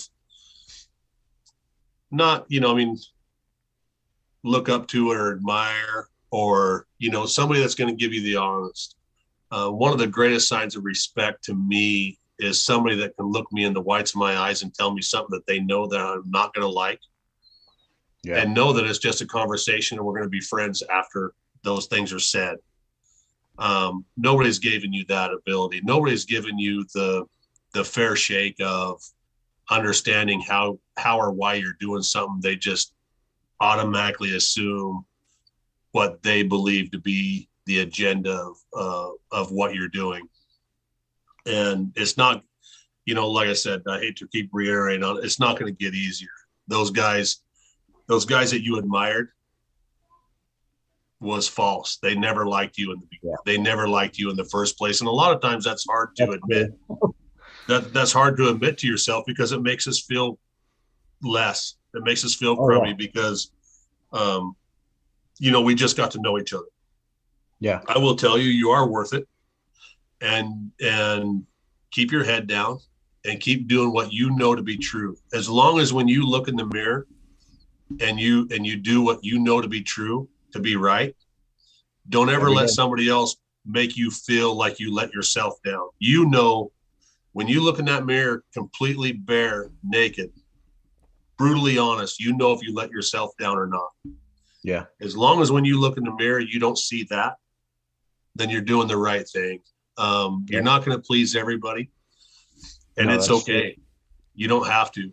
I will, after this conversation tonight, I'm glad I got to know you and spend a little bit of time with you. And I look forward to a long future of getting to know each other. And, we'll share phone numbers after this. You can call me anytime. And I'll give you the honest, but it doesn't get it easier. Just know from one guide to another, I think you're on the right track. I think you're doing more good for our industry than a lot of the guides have been doing it 20 years have ever thought of doing. And so they're just trying to drag you down to their level because that's the only level that they see. Yeah. That makes sense? Yeah, that helps out a lot. And I think that also, it also helps too for a lot of guys just starting out. Because when you first start out, it's hard. Oh, it's brutal. It's brutal. It's brutal. And nobody tells you about the drama. No, nobody. Figure that out on your own. And keep in mind, I'm 6'2", 250, third generation logger. I don't have, so that's there's a big difference in that. That's what I see a lot of the problem with these young kids is. I know a couple of them I have my eye on, of future prospects. Yeah. And I think they're going through a lot of the same headache. And do what we, we say the same thing, run your program, be true to yourself, don't do anything malicious, and therefore your conscience is clear and everybody else can piss off. I'm sorry. Yeah. It's just the reality of it, I will say I look at myself in the mirror and I like what I see every day. Perfect. Well, so it makes those comments and those people that have nothing negative to say, I mean, it still hurts, especially when We're you human. grew up. Yeah. I mean, we're human. So it still hurts. And especially when you grow up and you think something highly of someone and they don't, and they're not that, you know what I mean? And so that's even more damaging. But, like you said, I look at myself, I look at my kids, I look at my wife, and I know what I'm doing is right. And so that's why all that doesn't get to me so much. But I mean, it still does. We're human, Yeah. But, No, it does. It helps. In the Newer social guys. media age, Riley, you have to be able to read the comments and filter out the noise. Yeah. Realize the people that aren't there to better themselves or better the fisheries or better their lives, and filter out that noise. Yeah. If Exactly. the people that are there supporting you, that are positive about what you're doing, I mean, at the end of the day, we're all just trying to get more people into fishing. If there's more people that like to fish, us as guides are succeeding. Our business is growing because there's more people into fishing. So if you can look at yourself in the mirror, like Todd said, at the end of the day, and you feel like you got one extra person into fishing, you are doing what you set out in life to do as a fishing guide. You're accomplishing your goal. That's all you can do. You can't listen to those. I guess you have to ignore the people that are those negative influences. It's going to get to us. We're all human, like we've said. Oh, yeah. But in some way, you have to ignore that. You have to listen to the positive, the people that are bringing you up, the people that are supporting you, and the people that just want to share their knowledge with you, mentor you, help you succeed at life. Filter out the negative, listen to the positive, and you're going to succeed as a fishing guide. You're going to succeed as a fisherman. You're going to succeed in life if you're listening to that positive and ignoring that negative.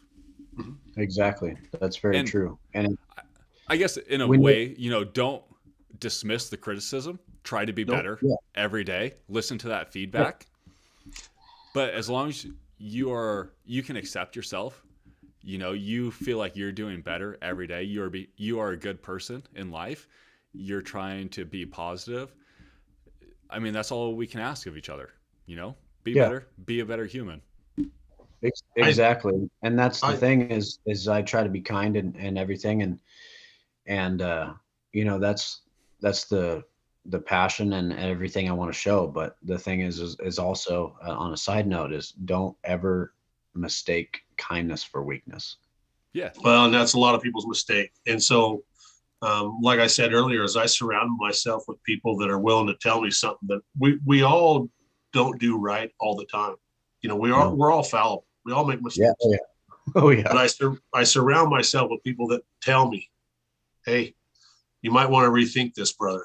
It's not, you're not going down a good path, and surround yourself with those people that are willing to tell you the honest, good or bad.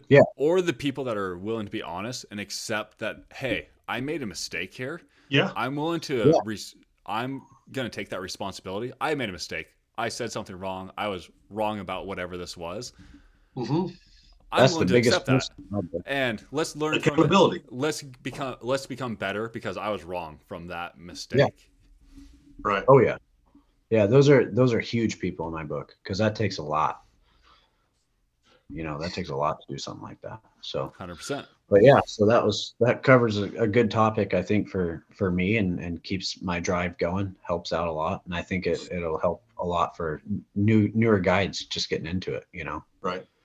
Because we're all, like you said, we're all trying to do the same. We're trying to bring people into fishing. And so that's a great way to do it. Exactly. And if you're not stealing my clients, why am I so butthurt about what you're charging? Right. I mean, if you're the veteran guide if you are good at guiding and you're good at getting clients, what are you worried about the new guy? You shouldn't be worried. I don't know. I have no idea. I'm still trying to figure that one out. Well, Some guys are insecure about themselves, you know, at the end of the day. Yeah. They're insecure about what they're doing. They're insecure about how they're guiding, their knowledge, their experience, how they're teaching people, whatever it may be. They're just insecure about it. I think it's a sign of weakness. It's I mean, not to be pompous or arrogant, but I am my only competition. I am. Yeah. I literally am my only competition. That's a And great and I surround myself with great guides. You know, I mean, Alex and Nate are both two of the best that I know. And we're all competitive. You know, we're all trying to beat each other on the water every day. But it makes it fun all of too. us are our own competition. It's not. Yeah, I mean, it's like I said. I think it's a big sign. It is a sign of great weakness. Yeah, I agree. 100%. I mean, it's literally like, how do you become better every day? You know, that's my goal in life. Every day, I want to be 1% better than I was the day before. How do you do that? You know, you bring people up around you, you teach people, whatever it may be, you try to become 1% better every day. It could be a relationship, it could be fishing, it could be life, whatever it is. You know, you just try to become better every day. And that's usually, I would say 100% of the time, that's by being positive. It's by supporting people that have the same mindset as you. And it's by not being negative about the things that are bringing you down. Yeah, exactly. You surround yourself with people like that around you, you're going to have a great life. Well, positive thoughts bring positive outcomes. Yeah. I mean, it's proven. It's the time, you know, can't deny it. Yeah. That's all right, Riley. So we've been going for 2 hours, almost 45 minutes now. So we like to end every episode by asking our guests, what's your piece of alpha for our listeners? So that could be the best piece of advice, whether it could be fishing, life advice, whatever it may be. What's your best piece of advice for the people listening to this? My best piece of advice is don't ever lose the passion for whatever you have. Mm-hmm. It's like the same thing my dad said to me. Don't ever let your passion turn into a job. So always keep that fire fueled, and you'll have a happy life and you'll succeed. Just stay humble and don't ever let that passion run out. I like it. Yeah. So for those tuning in, if they wanted to book a guided fishing trip with you, how can they find you? So you can find me on social media. You look up Wallace Guide Service. You can even find me even if you're looking just for some questions and stuff, Southern Oregon Steelheaders, or you give me a call, 541-761-2386. Love it. So also for you guys looking for more information on what we're doing with Northwest Fishing Club, you can find us at northwestfishing.club. Be sure to show Riley some love on the social media. Subscribe to our channel. Give this video a like. It all helps with the algorithm. It all helps spread the word about what we're doing here with our fishing. We're going to be back tomorrow night at 7 p.m. to talk with one of Washington's longtime guides, Robert Kratzer, to get the latest scoop on what's happening with Washington's steelhead and salmon fisheries and what we can do throughout the Northwest to possibly to get things going in a positive direction. We've also got a giveaway going on our social media. You can find that pinned to the top of our Facebook, Twitter page. That's a great way to get into the Northwest Fishing Club for those of you that may not have the other opportunity. We've also got an opportunity called the Wall Hangers List, which is a great way for anybody that wants to just talk about fishing, teach people about fishing, mentor people. You know, how do you get into fishing? What's the best way? What are the ethics about fishing? Anybody that's looking to teach people about fishing, we've got an opportunity for you called the Wall Hangers List. And all of these opportunities and everything we just described are down in the link in the description. So for everybody joining us tonight, thank you very much. And we appreciate your time. And we'll see you tomorrow night.